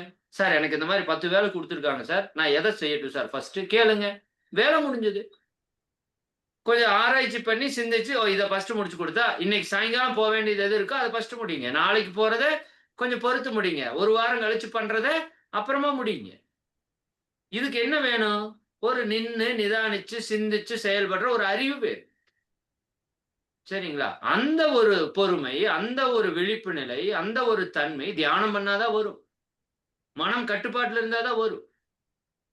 அப்ப மனம் வந்து கட்டுப்பாட்டுல இல்லாமல், மனதை மேனேஜ் பண்ண தெரியாததால வரக்கூடிய பிரச்சனையில இதுவும் ஒன்று. அவங்க தியானமும், இன்னும் மனதை பற்றி சரியான புரிதலும், இப்படி இருப்பதால நமக்கு ஏற்படக்கூடிய பாதிப்புகளையும் அவர்கள் விளங்கிக் கொண்டால், அந்த பாதிப்பிலிருந்து ஈஸியா வெளிய வந்துடலாம். இது ஒரு பெரிய பிரச்சனையே இல்ல. தவம் பண்ணி தற்சோதனை பண்ணா இந்த பிரச்சனை எந்த பிரச்சனை இருந்தாலும் மனப்பிரச்சனையிலிருந்து விடுபடலாம். அதற்கான ட்ரீட்மெண்ட் தான் தவமும், தற்சோதனையும். சரிங்க. ம். நன்றிங்க. நன்றி. சரிங்கய்யா. நன்றிங்கம்மா. வாழ்க வளமுடன். அடுத்ததாக மோகன பிரியா. இப்போ வந்து கவின்ராஜ். வாழ்க ஐயா வளமுடன். வாழ்க வளமுடன். வாழ்க வளமுடன்மா. ஐயா மோகன பிரியா நம்ம பேசுங்க. நவகிரகம் அந்த தவம் செய்யும் போது வாய்க்குள்ள வந்து ஹீட் இறங்குற அந்த புண்ணான மாதிரி இருக்குங்க ஐயா எப்பயுமே. ம். அதுக்கு ஐயா முன்னாடி உங்க லைஃப்ல இருந்ததே இல்லையா? நவகிரக தவம் செய்யும்போது தான் வருதா அப்படி? அந்த ஆமா அதுக்கு அதுக்கு முன்னாடி வந்தது இல்லைங்க ஐயா. உங்க அந்த லைஃப்லயே அப்படி வந்தது இல்லையா? ஹீட்டு இல்ல புண்ணு வந்திருக்குங்க ஐயா நிறைய தடவை. ம். ஆனா அந்த தவம் செய்யற அன்னைக்குதான் இப்ப நாம லைவ்ல உட்காரும் போது தவம் செஞ்சோம்னா ம். அந்த ஹீட் எனக்கு அது முடிச்சு ஒரு 1/2 மணி நேரத்துல தெரியுதுங்க ஐயா சாப்பிடும் போது. ஹீட் இல்லம்மா. அது ஒரு சக்தி ஓட்டம். நீங்க நல்லா தவம் பண்றீங்கன்னு அர்த்தம். ஓ சரி நீங்க சரிங்க என்ன ஐயா. சொல்றீங்க? சூரியனுடைய தெய்வீக காந்த அலைக்கதிர்களை நம்மோடு ஏற்று ஒன்றுபடுத்திக் கொள்வோம் அப்படின்னு சொல்றீங்க. ஆ ஆ இப்ப சூரியனுடைய காந்த அலைக்கதிர்கள் உங்களுக்குள்ள வரும். சரி சரிங்க ஐயா. வரும். இது உண்மை. நீங்க எந்த அளவுக்கு சின்சியரா பண்றீங்களோ, இது நெறைய பேர் ம் விளையாட்டுன்னு நினைப்பாங்க. அப்படி கிடையாது. சரி நீங்க சரிங்க ஐயா. நினைச்சா சூரியனுடைய ஆற்றல் வந்துரும். இப்ப நீங்க நல்லா தவம் பண்றீங்க. உங்களுக்கு ஆற்றல் வருது. ம் பட் அந்த ஆற்றல் உங்களுக்கு நன்மையே தான் செய்யும். அப்படித்தானே சொல்றீங்க? இந்த ஆமாங்க ஆற்றல் ஐயா. நமக்கு எப்பொழுதும் நன்மையே செய்து கொண்டிருக்கட்டும். அப்படித்தானே சொல்றீங்க? ஆமா அதனால ஆமாங்க அந்த ஐயா. ஆற்றல் உங்களை பாதிக்காது. பட் ஆற்றல் வரும். சரி சரிங்களா? சரிங்க. அப்படி ஆற்றல் வரும்போது உங்களுக்கு ஏதாவது தொந்தரவுகள் வர மாதிரி இருக்குது அப்படின்னா, ஓய்வு பயிற்சிய ஒரு 1/2 மணி நேரம், 1/4 மணி நேரம் பண்ணீங்கன்னா, அந்த ஆற்றல் உங்களுக்குள்ள இருக்கிற எல்லா செல்கள்லயும் இணைந்து கொள்ளும். அதே மாரி தவம் தவம் இப்ப உடம்புல கொஞ்சம் சூடு அதிகரிக்கும். லைட்டா அதுக்குன்னு காய்ச்சல் வந்துருமான்னு கேட்கக்கூடாது. லைட்டா ஏன்னா மனதை ஒருநிலைப்படுத்துறீங்க. மன ஆற்றல ஒருநிலைப்படுத்துறீங்க. அப்ப எப்படி சூரிய ஒளிய குவிச்சா ஒரு சக்தி அதிகரிக்குதோ, அப்படி உங்க உடல், மனசுக்கு சக்தி அதிகரிக்கும். அப்ப தவம் பண்றதுக்கு முன்னாடி கொஞ்சம் தண்ணி குடிச்சிட்டு தவம் பண்ணுங்க. தவம் முடிச்சதுக்கு அப்புறம் கொஞ்சம் நல்லா தண்ணி குடிங்க. உடம்ப குளிர்ச்சியா வச்சுக்கோங்க. குளிர்ச்சியா இருக்கிற உணவுகள சாப்பிடுங்க. நம்ம வெப்ப தேசத்தில் இருக்கிறோம். சரிங்களா? இந்த மாதிரியான விஷயங்கள நீங்க ஃபாலோ பண்ணிட்டு வந்தா, இந்த சூட்டு பிரச்சனை அப்படிங்கிறது குறைஞ்சிரும். இன்னும் உங்களுக்கு ஒரு 1 மாசத்துல ஒரு 2 தியானம் சொல்லிக் குடுப்பேன்ல, அதுல சாந்தி யோகம்னு ஒரு தியானம் வரும். அந்த தியானத்த பண்ணிட்டீங்கன்னா, இந்த தவம் சார்ந்த எந்த பிரச்சனையும் உங்களுக்கு வராது. அது பின்னாடி உங்களுக்கு சொல்லிக் குடுப்போம். அதுவரைக்கும் இத நீங்க பண்ணிட்டு வாங்க. நீங்க சொல்ற விஷயத்த நான் கொஞ்சம் ஆழமான சிந்தனைக்கு எடுக்கிறேன். என்ன காரணத்துலன்னா, ஆக்னை தவம் குடுத்து, சாந்தி தவம் குடுத்ததுக்கு அப்புறம் தான் மகரிஷி பஞ்சபூத தவத்தையே குடுப்பாங்க. எங்களுக்கெல்லாம் ஆமாங்க. அப்படித்தான் குடுத்தாங்க. ஆனா நான் என்ன யோசிச்சேன்னா, நீங்க அந்த ஆக்னை தவம் பண்றப்ப நீங்க ரொம்ப பவர்ஃபுல்லா இருக்கணும் அப்படிங்கிறதுனால, பின்னாடி கொடுக்கப்பட்ட தவத்த உங்களுக்கு முன்னாடியே கொடுத்துட்டேன். அது சரி நான் செய்த சரிங்க. ஒரு சிறு தவறு தான். ஆனா அந்த பஞ்சபூத தவம் மகரிஷியே சொல்றாங்க, யாரு வேணா செய்யலாம். யாருக்கு வேணா சொல்லிக் குடுங்க. பயிற்சியே எடுக்காதவங்க கூட செய்யலான்னு சொன்னங்காட்டி நான் சொல்லியிருக்கிறேன்.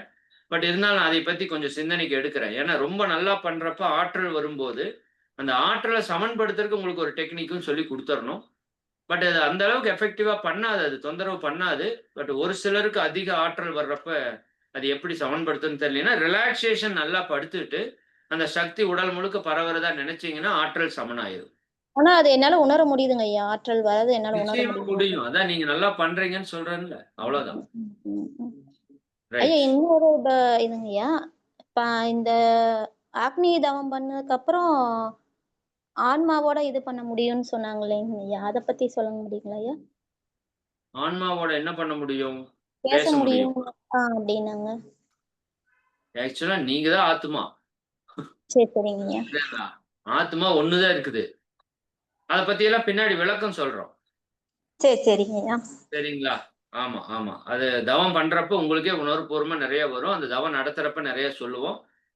ஆன்மா பற்றிய இப்போ விளக்கங்கள் எல்லாம் வரும். ஆன்மானா என்ன? அது எங்க இருக்கு? எப்படி இருக்கு? என்ன பண்ணிட்டு இருக்கு? ஒரு ஆன்மா தான் இருக்கா? இல்ல பல ஆன்மா இருக்குதா? ஜீவாத்மானா என்ன? பரமாத்மானா என்ன? இத பற்றி விளக்கங்கள் எல்லாம் நெறைய வரும். அது நீங்க பின்னாடி தெளிவாயிக்கலாம். ம். இப்ப தவம் முடிச்ச உடனே ரிலாக்சேஷன் பண்ணா போதுமாங்கய்யா?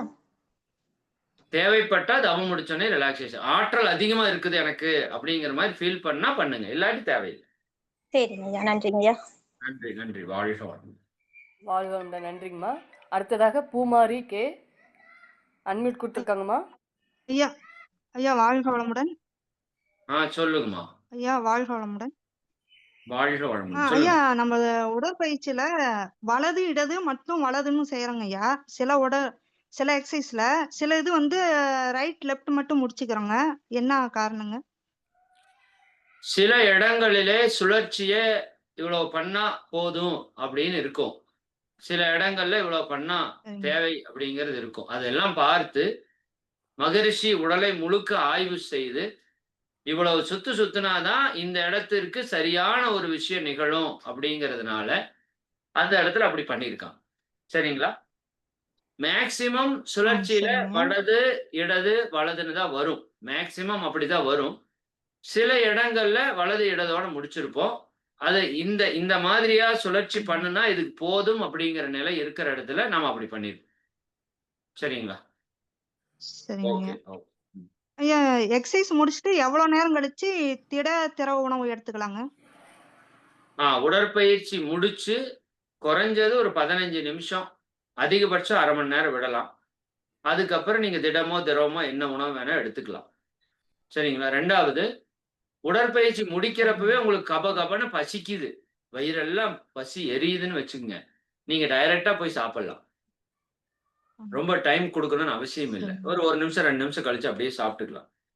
சரிங்களா? ஆனா ப்ராப்பரா உடற்பயிற்சி முடிக்கிறீங்க. ஒண்ணும் பெரிதா பசி இல்ல. ஒரு குறைஞ்சது 1/4 மணி நேரம், அதிகபட்சம் ஒரு 1/2 மணி நேரம் கழிச்சு நீங்க என்ன உணவு வேணா சாப்பிடுங்க. சரிங்க. ஐயா மெடிடேஷன்ல இந்த இட தூய்மை, அருளாற்றல் பாய்ச்சல் 3 தடவையும், அருட்காப்பு 1 தடவை மட்டும் சொல்றதுக்கு என்னங்க ஐயா காரணம்? போதும். அதே காரணம் தான். சரிங்களா? ஒரு சிலத ஒரு தடவ சொன்னா போதும். ம். சரி, சாப்பாடு 3 தடவ போட்டு சாப்பிடணும். குழம்பு ஒரு தடவ ஊத்துனா போதும், ரசம் ஒரு தடவ ஊத்துனா போதுங்கிற மாரி, இதுக்கு வந்து எத சொன்னாலும் 3 தடவ சொல்லலாம். அது எதுக்காக சொல்றோம் அப்டின்னா, ஒரு தடவ சொன்னாலே போதும். பட் நம்ம கவனம் கரெக்ட்டா வச்சு சொல்ல மாட்டோம். நாம் அமர்ந்துள்ள இடத்தைச் சுற்றிலும் நல்ல தெய்வீக ஆற்றலே நிரம்பினங்கிறப்ப தான் ஏதோ ஒண்ணு ஞாபகத்துக்கு வரும். அப்ப அதை மறுபடியும் சொல்றார் மகரிஷி. இப்பவாவது கவனமா சொல்றியா? மறுபடியும் ஒரு டைம் சொல்லு. 3 தடவையில ஒரு தடவையாவது நீ கவனமா சொல்லியிருப்பீல. பிரசன்ட்ல இருந்து நாம் இருக்கிற இடத்தை சுற்றிலும் நல்ல ஒரு தெய்வீக சக்தி வர்றத ஃபீல் பண்ணி சொல்லணும். சும்மா எங்கேயோ மனச நெனச்சுட்டு நாம் அமர்ந்துள்ள இடத்தை சுற்றிலும் நல்ல தெய்வீக ஆற்றல். அப்படி இல்ல. இந்த மந்திரங்கள் எல்லாம் ஏன் 100 தடவ, 108 தடவ சொல்லுங்க, 1000 தடவ சொல்லுங்க அப்படியெல்லாம் சொல்றாங்கன்னா, நீ ஒரு தடவையாவது மனசு ஒன்றி சொல்லியிருக்கிறியாப்பா? அப்படிங்கிறதுல தான் திரும்ப திரும்ப சொல்றேன். மனசு ஒன்றி சொல்லும்போது தான் அது செயலுக்கு வரும். அருள் காப்பி 3 தடவ சொல்லலாம். டைம் ஆயிரும்னு விட்டிருப்பாரு மகரிஷி. அருள் காப்பு 3 தடவ சொன்னீங்கன்னா, அதுக்கு ஒரு 5 நிமிஷம் எக்ஸ்ட்ரா ஆகும். அதனால லாஸ்டா ஒரே ஒரு கொஸ்டின்ங்கய்யா. லாஸ்டா ஒண்ணுங்கய்யா. இப்ப இறைவனே நாமளா இருக்கறதா சொல்றீங்க. ஆனா மனம் ஏன் நம்ம கட்டுப்பாட்டுல இருக்க மாட்டேங்குதுங்க? நெகட்டிவ்னா ஜாலியா என்ஜாய் பண்ணுதுங்க. பாசிட்டிவ் வந்து இந்த மனம் வந்து வரமாட்டேங்குதுங்க. என்ன காரணங்கய்யா? இது இயற்கையோட இயல்புமா. இறைவன் தான் எல்லாமா இருக்கிறான்னு சொல்றோம். சரிதானுங்களா? இறைவன் தான் எல்லாமா இருக்கிறான்னு சொல்றோம். மாட்டிலிருந்து பாலும் வருது. மாடு சாணியும் போடுது. சரிங்களா? பால குடிக்கிறோம். சாணி எதுக்கு பயன்படுத்தணுமோ அதுக்கு பயன்படுத்துறோம். இறைவன்ல இருந்து தான் எல்லாமே வந்திருக்குது. சரிங்களா? பட் அதுக்குன்னு ஒரு தன்மை இருக்குல்ல. சரிங்களா? சாணிக்குன்னு ஒரு தன்மை இருக்கு. பாலுக்குன்னு ஒரு தன்மை இருக்கு. அப்படி மனித மனதிற்குன்னு ஒரு தன்மை இருக்கு. அது வந்த வழியில இறைவன் தான் வந்திருக்கிறான். இறைவன் வந்ததில் தான் இறைவன் தான் விஷமாவும் இருக்கிறான் ஒரு இடத்துல. பாம்பினுடைய வாய்க்குள்ள விஷமாவும் இருக்கிறான். சரிங்களா? பூவினுடைய மையத்துல தேனாவும் இருக்கிறான். அப்ப தேனை சாப்பிடுறன்னு விஷத்தை சாப்பிட முடியுமா? அப்படிங்கிற மாதிரி மனித மனம் என்பது இயற்கையில வந்த வழி விலங்கினத்தின் வழியா வந்துருச்சு. அந்த விலங்கினத்தின் வழியா வந்தப்போ விலங்கினுடைய தன்மை நம்மகிட்ட வந்துருச்சு. எப்படி பெற்றோருடைய தன்மை வந்ததோ, அப்படி விலங்கினத்திலிருந்து வந்தப்ப நம்ம விலங்கினத்தினுடைய ஜீன், அதனுடைய கேரக்டர், அதனுடைய தன்மை எல்லாம் நம்மகிட்ட வந்துருச்சு. சரிங்களா? இதை மாற்றி அமைப்பதற்கான சக்தியே இறைவன் நம்மகிட்ட குடுத்திருக்கிறான். இது இப்படி இருக்குதுன்னு புரிஞ்சு, நாம் இப்படிதான் வந்தேன்னு தெரிஞ்சு, சரிங்களா? அதாவது ஒரு கட்டடம் கட்டப்பட்டிருக்குது. இதை தான் இப்படித்தான் கட்டியிருக்கிறீங்க. இப்ப அந்த கட்டடம் சரியில்ல. சரிங்களா?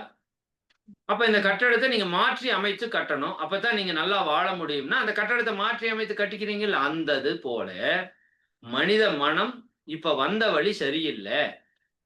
அப்ப வேற எப்படி சரி பண்ணிக்கலாங்கிறது தான் யோக பயிற்சிகள மகான்கள் குடுத்து, அதே மனதை கொண்டு பயிற்சி பண்ணி நம்ம வாழ்க்கையை சீர்படுத்திக்கிறோம். சரிங்களா? ரைட். வாழ்க வளமுடன். நன்றிங்க ஐயா. வாழ்க வளமுடன்.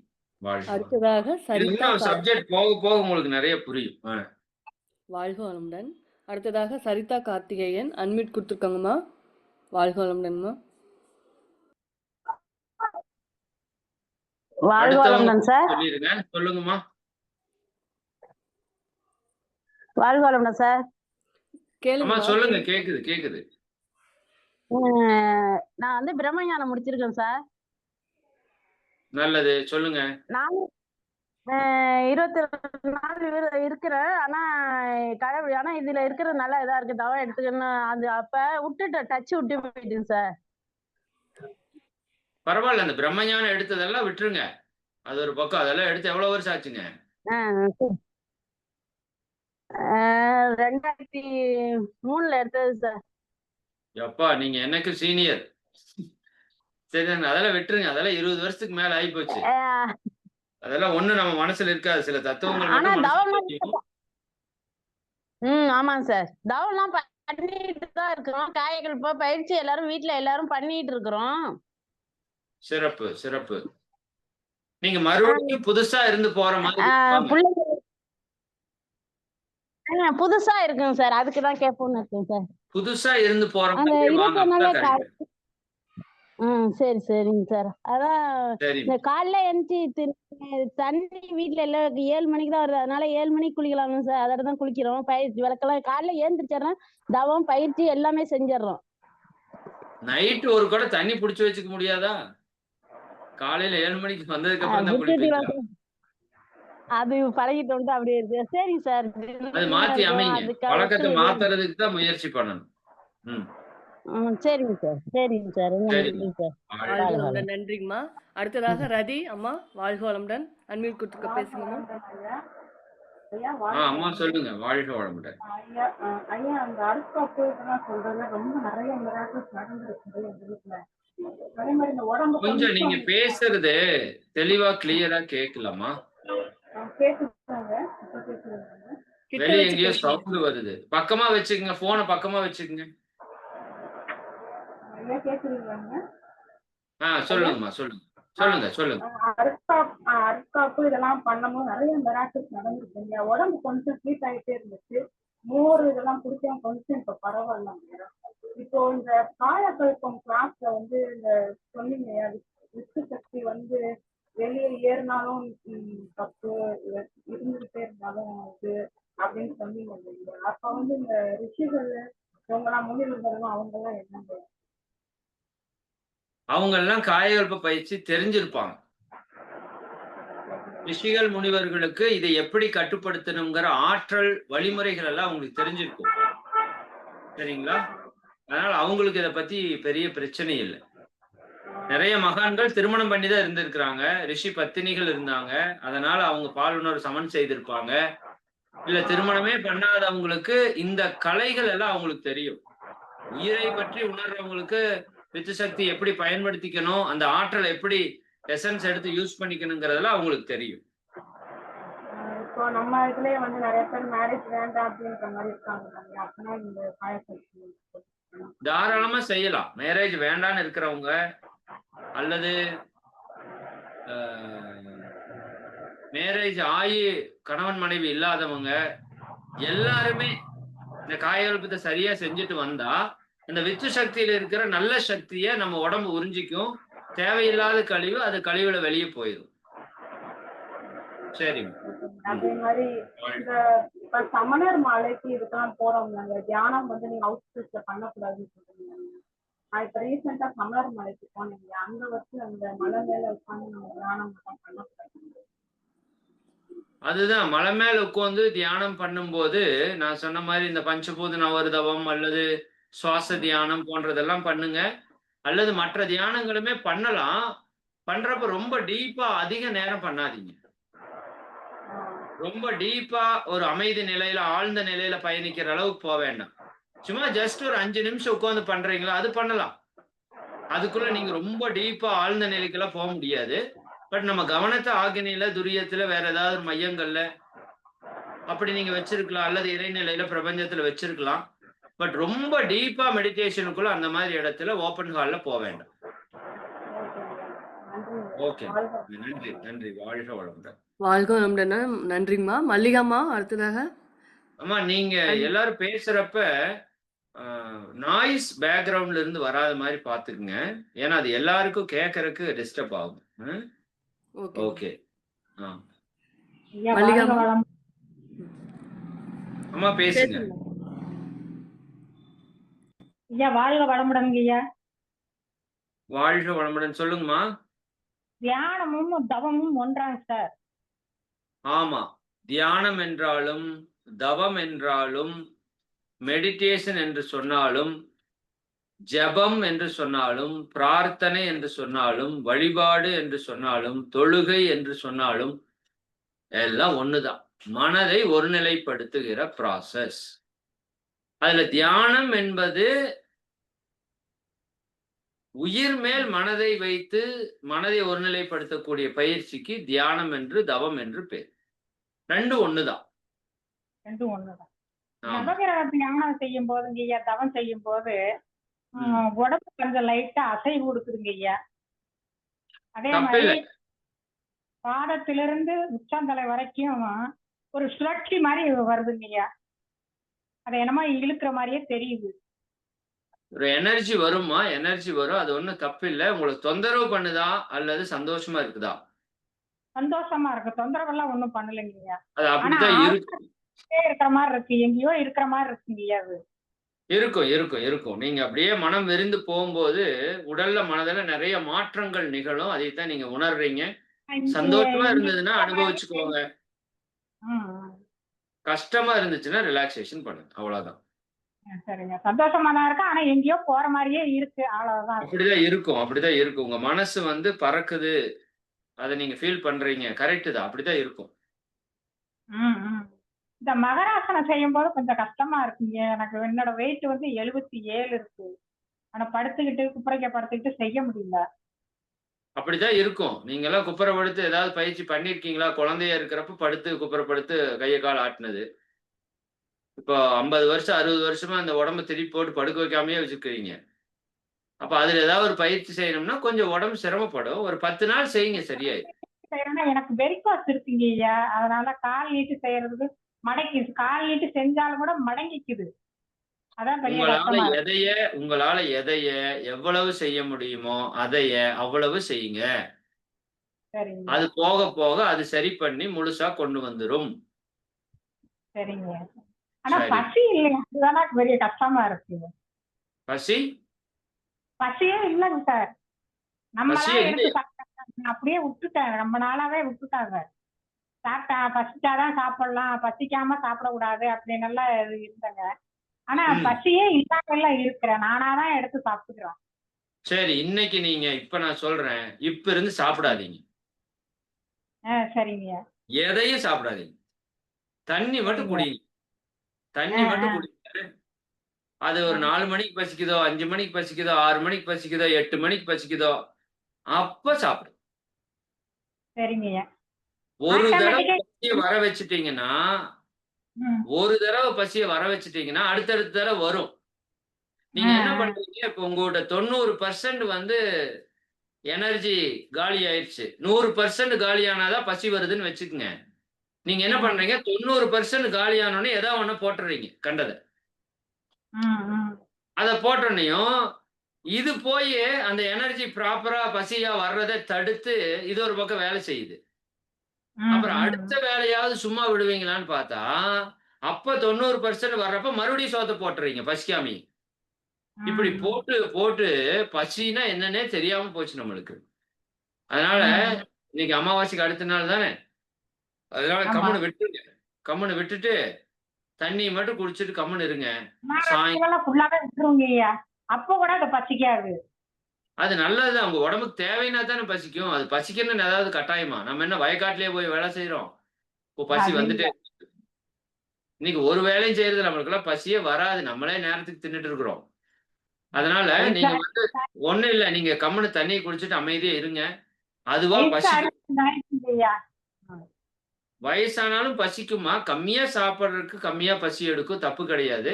பட் கம்முன்னு விட்டுருங்க. விட்டுட்டு எப்ப பசி வருதுன்னு பாருங்க. பசி வந்ததுக்கு அப்புறம் அது சொல்லும், ஏப்பா ஏதாவது சாப்பாடு போடுன்னு. அப்ப போய் சாப்பிடுங்க. அதுக்கப்புறம் எப்ப பசி வந்தாலும் பசி வந்ததுக்கு அப்புறம் சாப்பிடுங்க. 2-3 நாள்ல இது சரியாயிரும். ஆட்டோமேட்டிக்கா 3 மணிக்கெல்லாம் முழிப்பு வந்துருவீங்க. நைட்டு படுக்கும் போதும் பகலெல்லாம் தூங்க மாட்டேன். நைட்டு 10 மணிக்கு 11 மணி தான் ஆகுது படுக்க. தூக்கம் வர சரி, அது என்ன உங்களுக்கு டவுட் என்ன இருக்குது சொல்லுங்க. என்னங்கய்யா? அதுல உங்களுக்கு சந்தேகம் என்ன இருக்குது? டவுட் என்ன இருக்குது?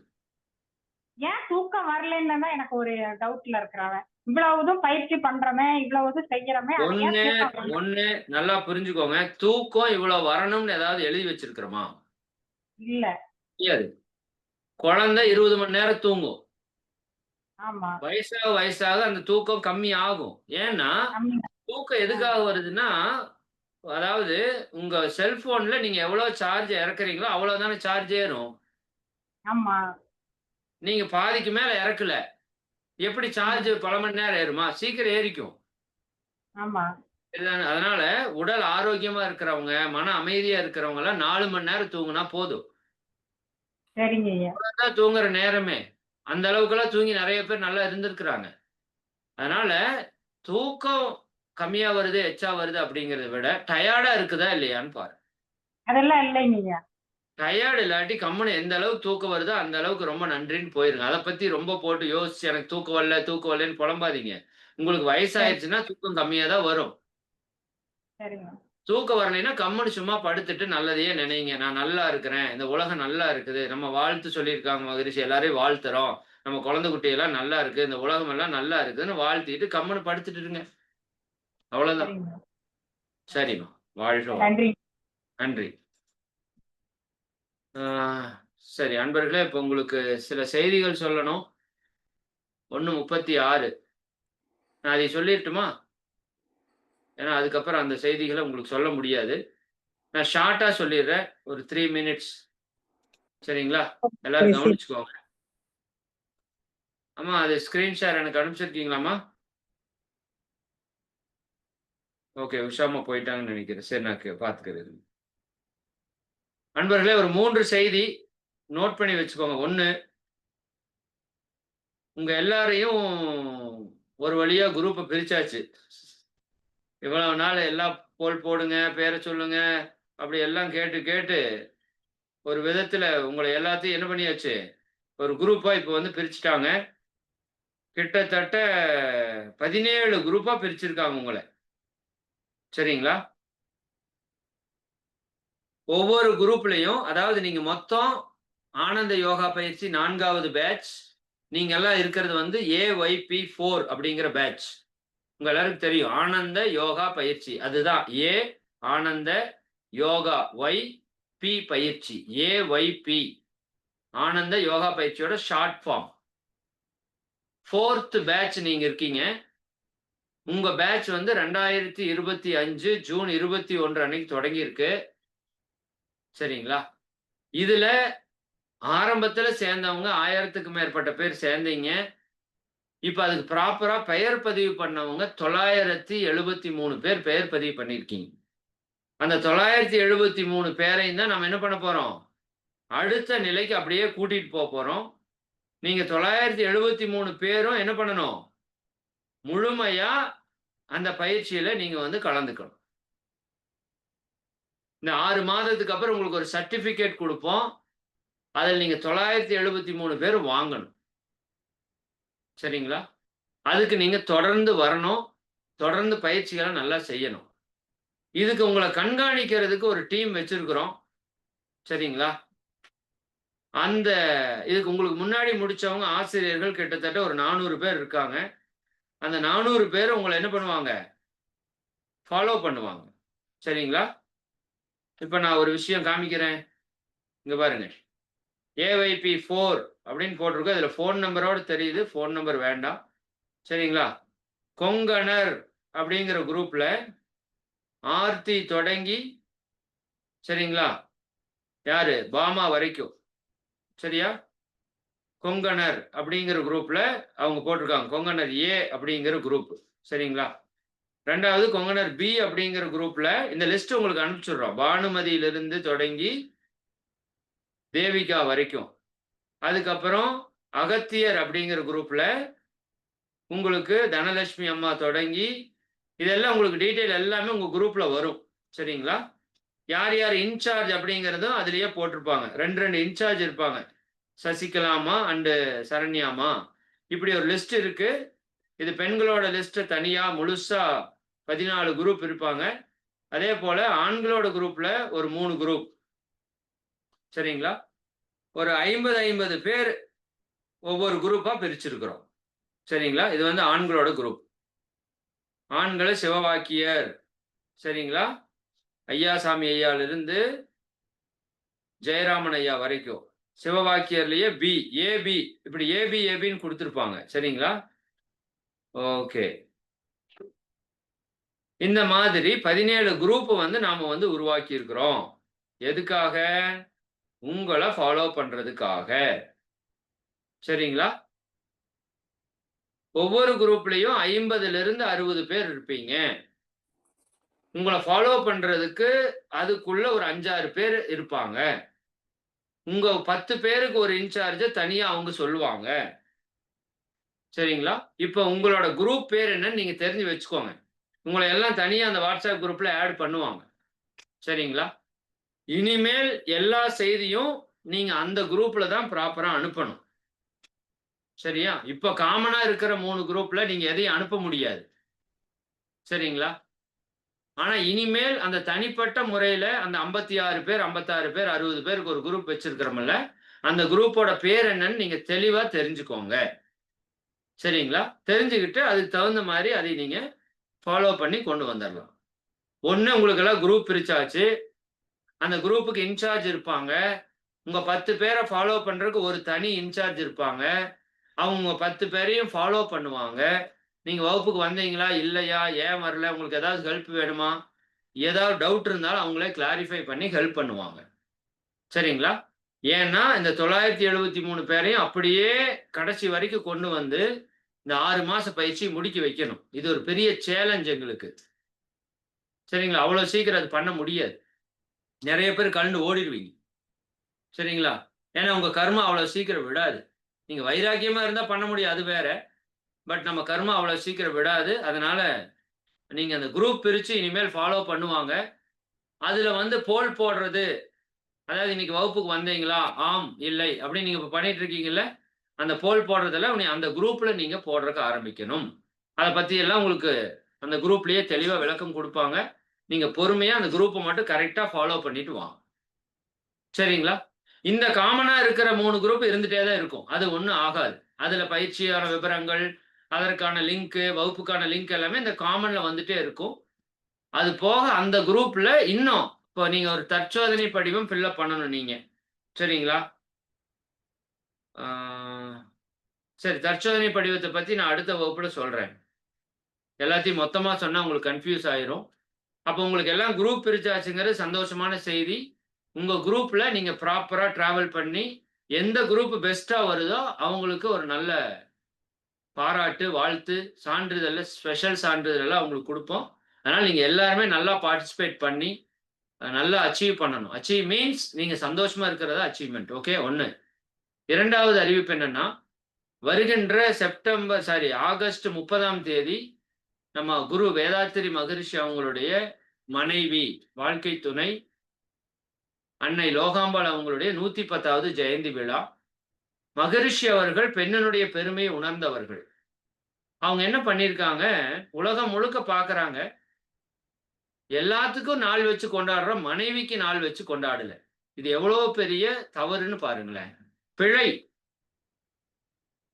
ஏன்னா, அந்த குடும்பத்தையே கட்டி காப்பாத்துறது அந்த மனைவி என்கின்ற ஸ்தானம் தான்.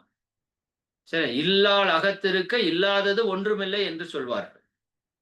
இல்லாள் சரியா அமைஞ்சுட்டா எல்லாமே சிறப்பா இருக்கும். அப்ப அந்த இல்லாளா இருக்கிற மனைவியை போற்றி பாராட்டி வாழ்த்தக்கூடிய ஒரு விழா மனைவி நல வேட்பு நாள் விழா. எப்படி கணவன் நல வேட்பு வரலட்சுமி நோன்பு கொண்டாடுறீங்களோ, அப்படி மனைவியுடைய நலத்தை விரும்பி அவர்களை வாழ்த்தி அவர்களை மகிழ்ச்சியாக வைத்துக் கொள்ளக்கூடிய நாள். அது வருகின்ற ஆகஸ்ட் 30ஆம் தேதி நம்ம ஜூம்ல நடத்துறோம். சிவகாசியில நேரடியாவும் நான் வந்து நடத்துறேன். நம்ம அன்பர் ஒருத்தவங்களோட இல்ல திருமண விழாவுல அந்த நிகழ்வு நடக்குது. அதனால சிவகாசிக்கு பக்கத்தால இருக்கிற நீங்க எல்லாரும் நேரா வந்து அந்த நிகழ்வுல கலந்துக்கோங்க. கணவன் மனைவி தம்பதியரா வர்றது மிக மிக சிறப்பு. இல்ல அப்படி வர முடியலைன்னா நீங்க வந்து தனிப்பட்டும் வரலாம். அதே போல இந்த நிகழ்வுக்கு யாரு வேணா வரலாம். பயிற்சி எடுத்தவங்க, எடுக்காதவங்க யாரு வேணா வரலாம். நேரடியாவும் வரலாம், ஆன்லைன்லயும் வரலாம். நேரடியா வர்றவங்க உங்களுக்கு ஒரு வாட்ஸ்அப் ஒரு போஸ்ட் ஒண்ணு அனுப்புவோம். அதுல ஒரு ஃபோன் நம்பர் இருக்கும். அதுல ஃபில் அப் பண்ணி அனுப்பணும். அவங்கள கூப்பிட்டு சொல்லணும், நேரா வர்றவங்க. ஆன்லைன்ல வர்றவங்க யாருக்கும் சொல்ல வேண்டியதில்ல. நீங்க இந்த லிங்க் வச்சுட்டு அந்த 30ஆம் தேதி சனிக்கிழமை வந்துரலாம். சிலர் வேலைக்கு போறவங்க இருப்பாங்க. அவங்களுக்காக என்ன பண்ணியிருக்கோம்னா, அது ஞாயிற்றுக்கிழமை இன்னொரு முறை நடத்துறோம். அவங்க வீட்ல இருக்கிற நாள்ல அவங்க பண்ணணுங்கிறதுனால, வாய்ப்பு இருக்கிறவங்க 2 நாளும் பண்ணலாம். தப்பில்ல. சரி, அது ஒரு தியானம். அதுல ஒரு அற்புதமான தியானம் சொல்லிக் குடுப்போம். அதை பற்றி ஒரு வீடியோ உங்களுக்கு அனுப்புறேன். அதை தயவு செஞ்சு பார்த்து, நீங்க 1000 பேர் இருக்கீங்க. நான் உங்க 1000 பேர்கிட்ட என்ன ரெக்வெஸ்ட் கேட்கிறேன்னா, ஆனந்த யோகா பயிற்சியில் இருக்கிற 1000 பேரும் ஆளுக்கு 10 தம்பதியர நீங்க இந்த மனைவி நல வேட்பு விழா கூட்டிட்டு வரணும். அது ஆன்லைன்லயோ நேர்லயோ கூட்டிட்டு வாங்க. ஆளுக்கு 10 தம்பதியரை நீங்க கூட்டிட்டு வர வேண்டியது உங்களோட பொறுப்பு. இதுதான் இந்த பயிற்சிக்கு ஒரு சிலர் என்கிட்ட கூப்பிட்டு கேட்டாங்க, ஐயா இவ்வளவு தூரம் பயிற்சி நடத்துறீங்க, நாங்க ஃப்ரீயா அட்டன் பண்றது எங்களுக்கு வந்து ஒரு மாதிரி கஷ்டமா இருக்குது. உங்களுக்கு ஏதாவது நாங்க பணம் அனுப்பட்டுமா? உங்களுக்கு ஏதாவது ஹெல்ப் பண்ணட்டுமா? அப்படிங்கிற மாதிரி நெறைய பேர் கேட்டாங்க என்கிட்ட. நான் அதெல்லாம் ஒண்ணும் பண்ண வேண்டாம்மா. அதெல்லாம் போதுமான அளவு இருக்கு. சரிங்களா? தேவைக்கு என்னவோ அது இருக்குது. இயற்கை குடுக்குது. நீங்க ஒரு 10 பேருக்கு இந்த பயிற்சிய பத்தி சொல்லுங்கம்மா. அதுதான் இந்த பயிற்சி நீங்க எடுக்கிறதுக்கு எனக்கோ, அல்லது வேதாத்திரி மகிரிச்சிக்கோ செய்யக்கூடிய ஒரு நன்றி கடன் அப்படின்னு சொன்னேன். அப்ப அதைத்தான் நான் உங்ககிட்ட சொல்றேன். இந்த பயிற்சி நமக்கு கிடைக்குதுன்னா, அது குருமகான் இறைவன் கொடுத்த ஒரு பெரும் கொடை. இதுக்கு ஏதாவது நீங்க திரும்ப செய்யணும். இதை நான் இலவசமா வாங்குறதுக்கு எனக்கு ஒரு மாதிரி இருக்கு. இதுக்கு ஏதாவது நான் நன்றி கடன் திரும்ப செய்யணும்னா, இந்த பயிற்சிய உங்களுக்கு தெரிஞ்சவங்க எல்லாத்துக்கும் சொல்லிக் குடுங்க. இத பத்தி சொல்லுங்க. சரிங்களா? அப்ப இந்த மனைவி நல வேட்பு நாள் விழா நம்ம ஒரு 10,000 பேராவது வச்சு கொண்டாடணும்னு நெனைக்கிறோம். அது ஆன்லைன்ல, ஜூம்ல லட்சக்கணக்கான பேர் வேணாலும் வரலாம். அத பத்தி ஒண்ணும் பிரச்சனை இல்ல. அதனால இது நம்ம எல்லாரும் ஒன்று சேர்ந்து நடத்தக்கூடிய ஒரு மிகப்பெரிய விழா. குறிப்பா ஆனந்த யோகா பயிற்சியில் இருக்கிற அன்பர்கள் முழுசா, புதுசா நீங்க கத்துக்க போற ஒரு விழா. அதனால நீங்க எல்லாரும் கலந்துகிட்டு, ஆ உங்க வீட்டுக்கு உங்களுக்கு தெரிஞ்ச எல்லாரையும் இதுல கலந்து கொள்ள சொல்லுங்க. சரிங்களா? சரி. மகிழ்ச்சி. 2 அறிவிப்பு போதும். மிச்சத்த அடுத்த வகுப்புல சொல்றேன். அம்மா நீங்க கேள்விக்கு போங்க. கேள்விய டைரக்ட்டா வாழ்க வளமுடன் சொல்லிட்டு கேட்டுருங்க. நான் வாழ்க வளமுடன் திருப்ப சொல்றது, சொல்லுங்கன்னு சொல்றது அதெல்லாம் வேண்டாம். நீங்க டைரக்ட்டா கேள்வி கேளுங்க. டைரக்ட்டா பதில் சொல்றேன். வாழ்க வளமுடன். அடுத்ததாக சுகந்தி பாலசுப்ரமணியம் அம்மா அன்மியூட் கொடுத்துருக்காங்கம்மா. உங்க கேள்வி கேளுங்கம்மா, சுருக்கமா கேளுங்க. ஐயா வாழ்க வளமுடன் ஐயா. எனக்கு கொஞ்சம் ஃபைல்ஸ் பிரச்சனையும் அல்சர் பிரச்சனையும் இருக்குதுங்க சார். அந்த காயக்கல்பம் பண்ணும்போது கொஞ்சம் ஹீட் ஆகுற மாதிரி இருக்குதுங்க உடம்பு. கொஞ்சம் 2-3 நாளாவே கொஞ்சம் சரியில்லைங்க அன்னைக்கு ஆரம்பத்துல எல்லாம். அதுக்காக என்ன பண்ணலாம்? சரிம்மா. சரி. பொதுவா காயகல்பம் பயிற்சி பண்றப்ப சரிங்க. ஒரு சிலருக்கு ஹீட் பாடியில வரும். சரிங்களா? ஆனா இந்த ஓஜஸ் மூச்சு போடுறது அப்படிங்கிறது உடம்புல இருக்கிற ஆற்றலை உடல் முழுக்க பரவறதால உடம்புக்கு கொஞ்சம் சக்தி அதிகரிக்கும். அது சூடா தெரியும். பட் அதற்கு பதிலா அதற்கு முன்னாடி நம்ம 10 முறை அஸ்வினி முத்திரை போடுறோம் இல்லையா? ஆமாங்க. இந்த அஸ்வினி முத்திரை உடம்பை குளிர்ச்சி செய்யக்கூடிய ஒரு பயிற்சி. சரிங்க. எங்களுக்கு பைல்ஸ் கம்ப்ளைண்ட் இருக்கிறவங்க ஒருத்தவங்க வர்றாங்கன்னா என்ன காரணம்? உடம்புல உஷ்ணம் அதிகமாக இருக்குதுன்னு அர்த்தம். சரிங்க. அப்ப நீங்க என்ன பண்ணணும்? இந்த ஓஜஸ மெதுவா போடுங்க. ரொம்ப சத்தமா சீறி போடாம மெதுவா போட்டுட்டு, அஸ்வினி முத்திரை ஒரு நாளைக்கு 100 முறை, 200 முறை, 300 முறை சும்மா இருக்கிறப்பவெல்லாம் நல்ல அஸ்வினி முத்திரை போட்டே இருங்க. சரிங்க. அஸ்வினி முத்திரை மட்டும் போட்டே இருங்க. அது உடம்ப குளிர்ச்சி பண்ணும். நரம்புகளை ஸ்ட்ரென்தன் பண்ணும். குறிப்பா பைல்ஸ் கம்ப்ளைண்ட்ல இருந்து விடுதலை பெறுவதற்கான ஒரு அற்புதமான பயிற்சி இந்த அஸ்வினி முத்திரை பயிற்சி. எங்க அம்மாவுக்கு 3 தடவை ஆபரேஷன் பண்ணி சரி பண்ண முடியாம கடைசியா அந்த காயல் பயிற்சி எடுத்துதான் சரியாச்சு. சரிங்களா? அதனால நீங்க இதை பத்தி கவலைப்பட வேண்டாம். அது போக உங்க வாழ்க்கை முறையில, உணவு முறையில எப்படியெல்லாம் உடம்ப நீங்க நல்லா கரெக்டா குளிர்ச்சியா வச்சுக்கணுமோ அதையெல்லாம் நீங்க ஃபாலோ பண்ணணும். வெறும் பயிற்சி பண்ணிட்டு நம்ம பச்சை தண்ணியில குளிக்காம இருக்கிறதோ, அல்லது தலைக்கு எண்ணெய் வைக்காம இருக்கிறதோ, அல்லது உணவு குளிர்ச்சியா சாப்பிடாம இருக்கிறதோ, நைட்டு நேரம் கண்ணை விழிச்சு டிவி பார்த்துட்டு செல்ல பார்த்துட்டு கண்ணை எரிய விடுறதோ, இதெல்லாம் இருந்ததுன்னா உடம்பு இன்னும் பாதிக்கப்படும். அதெல்லாம் கொஞ்சம் கவனமா பார்த்து. கை கொஞ்சம் மேல எப்படி சுத்த முடியறது இல்லைங்க சார். அது முடிஞ்ச வரைக்கும் சுத்துங்க. முடிஞ்ச வரைக்கும் சுத்துங்க. ரொம்ப நாளா தூக்காம இருக்குது. ரொம்ப நாளா கிடக்கிற இரும்பு துருப்பிடிச்சு கிடக்கிற மாதிரி நம்ம கை வந்து ரொம்ப நாள் தூக்காததுனால உங்களுக்கு கையில சிரமம் இருக்கு. முடிஞ்ச வரைக்கும் செய்ய. ஒரு 10 நாள் 20 நாள் நீங்க செய்ய செய்ய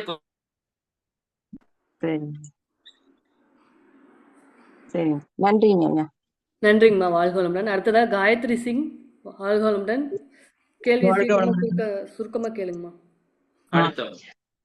வாழ்க வளமுடன் ஐயா. என்னுடைய பொண்ணுக்கு வந்து பிரிஃபார்மஸ் ஹிப்லயும் பெயின் இருந்தது சார். அதுல வந்து மகராசனம் பண்ணும்போது 3rd 4th ஸ்டேஜ்ல வந்து ஸ்டெப்ல பெயின் வருதுன்னு சொல்லிட்டு சொல்றா சார். ஆனா ரிலாக்ஸேஷன் பண்றதுல பெயின் ரொம்ப வந்து ஓரளவுக்கு ரொம்ப நல்லா வந்து ரிலீஃப் ஆயிருக்கு ரிலாக்ஸேஷன் பண்றது மூலமா.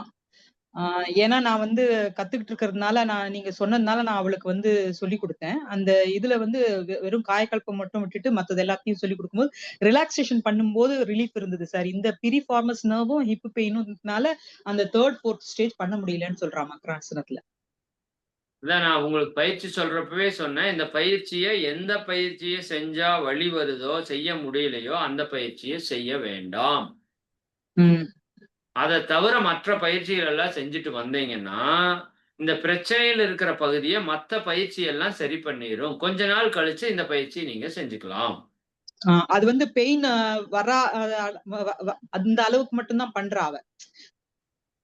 அது கரெக்ட். முடிஞ்சா ஒண்ணு இந்த பயிற்சி பண்ணா வலி வருதுன்னா பயிற்சியே விட்டுருங்க, ஒன்னும் தப்பில்லை.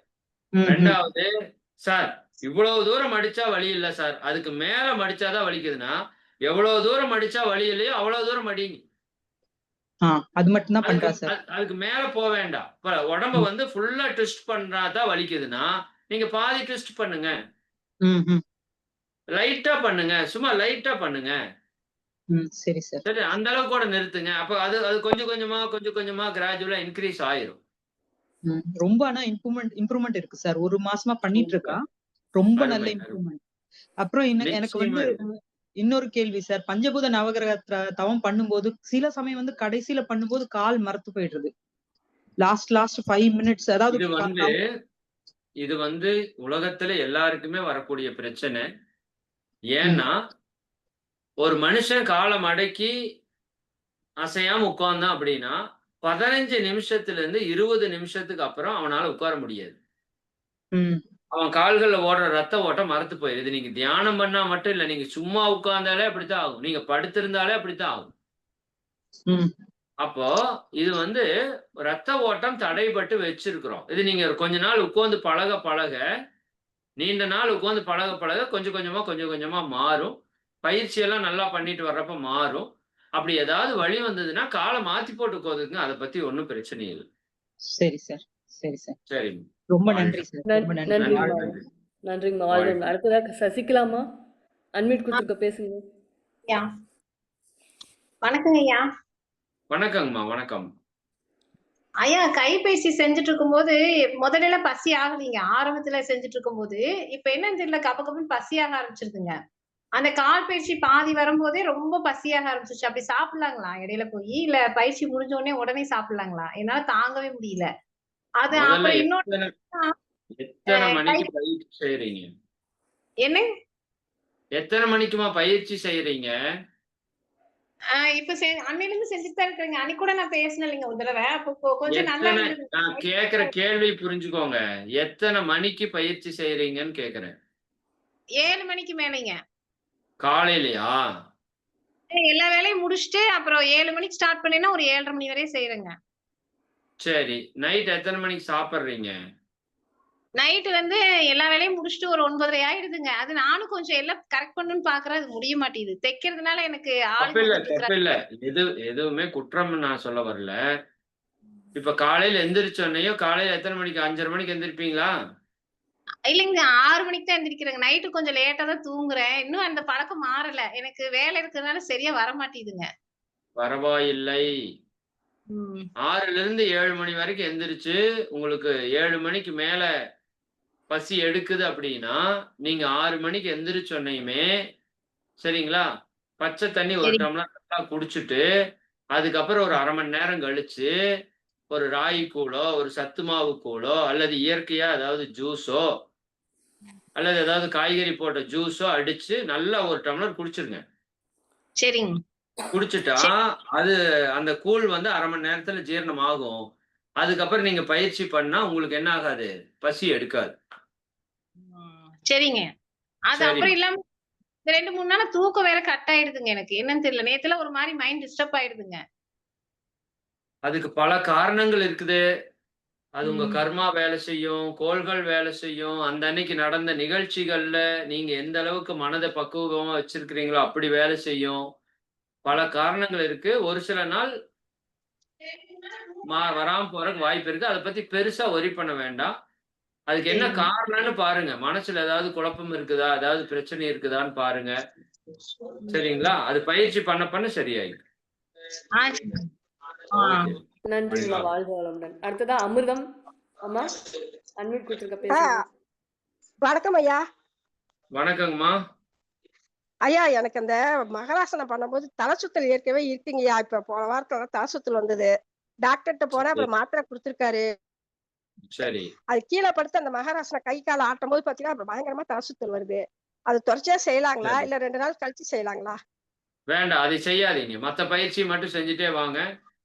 ஒரு சரி 1 சார். மாசம் 2 மாசம் நல்லா மத்த பயிற்சி எல்லாம் செஞ்சுட்டு வர அதுக்கப்புறம் ஒரு நாள் செஞ்சு பாருங்க. அப்புறம் தலை சுத்தல் வராது.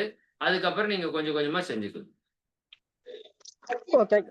அப்புறம் இந்த சரி. தொப்புள்ள கையை வச்சு செய்ய சொல்றீங்க இல்லைங்க சார் ஐயா, அது ஆமா. எனக்கு தெளிவா தெரிய மாட்டேங்குது. என்ன தொப்புள்ள கை வச்சு மூச்சு பயிற்சியா? கையை மேல் நோக்கி வைக்கணும், கீழ் நோக்கி வைக்கணும், தொப்புளுக்குள்ள வைக்க சொல்றீங்க. அந்த பாயிண்ட் சொன்னீங்கல்ல, அதெல்லாம் உங்களுக்கு இன்னும் சொல்லியே கொடுக்கலையே. அதெல்லாம் நான் சொல்லி தொடலில கை கொடுத்துறேன். வைக்கிறது, தொப்புள்ள வந்து வலது கை வச்சு மேல் நோக்கி வைக்கணும், கீழ் நோக்கி வைக்கணும், கட்டை விரல் வைக்கணும்னு சொன்னீங்கல்ல. அதெல்லாம் எப்ப சொன்னேன்? இப்ப நான் சொல்லி கொடுத்தேனா இந்த வகுப்புல? இந்த வகுப்பு இல்லைங்க சார். அந்த காலையில இதுல பயிற்சியில தியானத்துல இது இது பண்றோம் இல்லைங்களா, பயிற்சி காலையில அந்த விடிகாலம் 5 பயிற்சியெல்லாம் மணிக்கு. உங்களுக்கு சொல்லியே கொடுக்கலாமா? அந்த பயிற்சியெல்லாம் நீங்க செய்யவே வேண்டாம். தெரிஞ்சா செய்யுங்க, தெரியலனா அதை விட்டுருங்க. நாங்க பயிற்சியே ஓகே ஓகே. அந்த நடத்தாதப்ப அந்த யூடியூப்ல பார்த்து பயிற்சி பத்தி செஞ்சீங்களா? கேட்டீங்க. அப்படி செய்ய ஓகே. வேண்டாம். அது எப்படி தெளிவா கேட்டுட்டு தெரிஞ்சுட்டு பண்ணுங்க. இல்லாட்டி அதனோட விளக்கம் என்னோட யூடியூப்ல வீடியோல இருக்கு, அதை பார்த்து செய்யுங்க. இல்லாட்டி பொறுமையா இருங்க, அடுத்தடுத்த வகுப்புல சொல்லி கொடுப்போம், அப்புறம் செஞ்சுக்கலாம். ரொம்ப நன்றிங்க ஐயா. நன்றி தேங்க்யூ ஐயா. நன்றி. வாழ்க வளமுடன். வாழ்க வளமுடன். அடுத்தங்க அடுத்ததாக பொன்வேணி. தனலட்சுமி அம்மா அன்மியூட் கொடுத்துருக்குங்கம்மா. கேள்வி கேளுங்கம்மா. அதுக்கு அடுத்த பேரை சொல்லுங்கன்னு சொல்றேன் கூடவே. அடுத்தது பொன்வேணி அம்மா. ஓகே.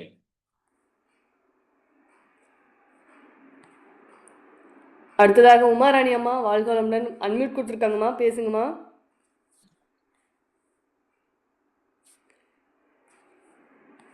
அடுத்ததாக தனப்பிரியா அம்மா. ஒரு நிமிஷம். தனலட்சுமி அம்மா, உங்க போன்ல அன்மியூட்னு ஒரு ஆப்ஷன் இருக்கும், அதை டச் பண்ணுங்க. தனலட்சுமி ரெண்டாவது அம்மா. தெரியும். பேசுங்க வணக்கம். பேசுங்க. வணக்கம் வணக்கம். ஐயா. வணக்கம். காலையில நான் பயிற்சிகள் பண்ணிட்டு இருந்தேன். இப்ப ம். உடம்பு சரியில்லை நல்லா. ஆனா பண்றேன், லேட்டா பண்றேன். அதனால ம். ஒன்றும் மிஸ்டேக் இல்லைங்களே. லேட்டா பண்றதோ சாயங்காலம் பண்றதோ மிஸ்டேக் கிடையாது. பட் உங்க உடம்பு சரியில்லை அப்படின்னா நீங்க பயிற்சி பண்ண வேண்டாம். அதாவது ரொம்ப சரியில்லைன்னா, ஒரு அளவுக்கு இருக்கு சார், பயிற்சி பண்ண முடியும் அப்படின்னா பண்ணுங்க. இல்ல ரொம்ப முடியல அப்படின்னா நீங்க நல்லா ரெஸ்ட் எடுங்க. 2 நாள் நல்ல ரிலாக்ஸேஷன் பயிற்சிய காலையில, மத்தியானம், சாயங்காலம் 3 தடவை ஒரு நாளைக்கு பண்ணி ஒரு 2-3 நாள் நல்லா ஓய்வு எடுத்து நல்ல ரிலாக்ஸேஷன் நல்லா பண்ணிட்டே வந்தீங்கன்னா உடம்பு நார்மல் ஆயிரும். அப்புறம் எல்லா பயிற்சியும் பண்ணலாம். ஓகேங்க சார். இந்த ஃபுட் ஐட்டமும் மாறுறதுனால ஒன்றும் பிரச்சனை இல்லைங்களா? ஃபுட் ஐட்டம் என்ன மாறுறதால பிரச்சனை? இந்த காலையில நம்ம முளைக்கட்டின பயிர் சாப்பிடுவோம், இயற்கை சாப்பிடணும். லஞ்சு ஃபுல்லா சாப்பிட்றோம். நைட்டு வந்து 2 இட்லி டிஃபன் சாப்பிட்டுக்கிறோம். அதனால ஒன்றும் அதுக்கு இதுக்கு ஒண்ணும் இல்லையே. 2 வேளை இயற்கை உணவா பழங்கள் அது மாதிரி சாப்பிட சொல்லி தானே இந்த பயிற்சி நம்ம ஆரம்பிச்சோம். அதனால இல்ல எனக்கு அது வந்து அந்த 21 நாள் விரதத்துல ஒரு வேளை இயற்கை உணவு எடுத்துக்கோங்கன்னு சொன்னேன். ஓ சரிங்க. அது தெரியலன்னா இன்னொரு டைம் கூப்பிட்டு அது என்னென்ன அந்த இது விரதத்துக்கு போட்ட விதிமுறைகள் அந்த வீடியோ ஒரு டைம் பாருங்க. அது வேணா நான் ஒரு தடவை அந்த லிஸ்ட்டை வேணாலும் உங்களுக்கு அனுப்பிச்சு விடுறேன். ஒரு வேளை இயற்கை உணவு எடுத்துக்கோங்க. மத்த 2 வேளை எப்பவும் போல நீங்க நார்மலா சாப்பிடுறது சாப்பிடுங்க. அது இயற்கை உணவுல உங்களுக்கு என்ன காய்கறிகள், பழங்கள், அவல் இந்த மாதிரி சமைக்காத உணவு எவ்வளவு வேணா சாப்பிட்டுக்கலாம் நீங்க. அப்படிதான் சார் சாப்பிடுவோம் நாங்க. அப்படி எடுத்துக்கோங்க. ஓகே, அப்படி பண்ணா ஓகே. நன்றிங்க ஐயா. நன்றி. உமாராணி அம்மா. உமாராணி அம்மா. அடுத்த வகுப்புக்கு நேரம் ஆகுதுங்கய்யா. நீங்க வந்தாலே எனக்கு பயமா இருக்குது. அடுத்த வகுப்பு டைம் ஆயிடுச்சா? சரி, அப்ப நம்ம இந்த ஐயம் தெளிதலை நாம வந்து அடுத்த வகுப்புல தொடரும். சரிங்களா? தனப்பிரியா அம்மா அன்மியூட் கொடுத்துருக்காங்க, பேசுங்க.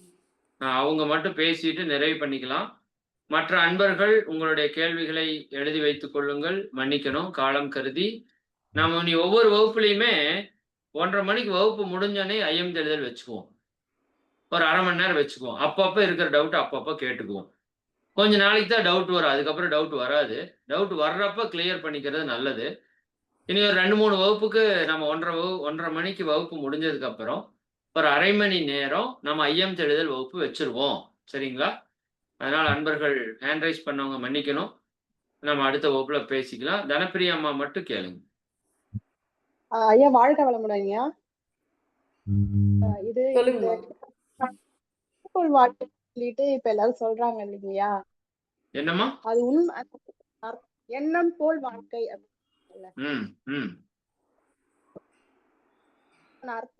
புரியுது. நீங்க பேசுறதே எனக்கு கிளியரா கேட்கல. எண்ணம் போல் வாழ்க்கையை பற்றி ஒரு மிகப்பெரிய சப்ஜெக்ட் இன்னும் வரக்கூடிய 1-2 வகுப்புல நம்ம நடத்துவோம்.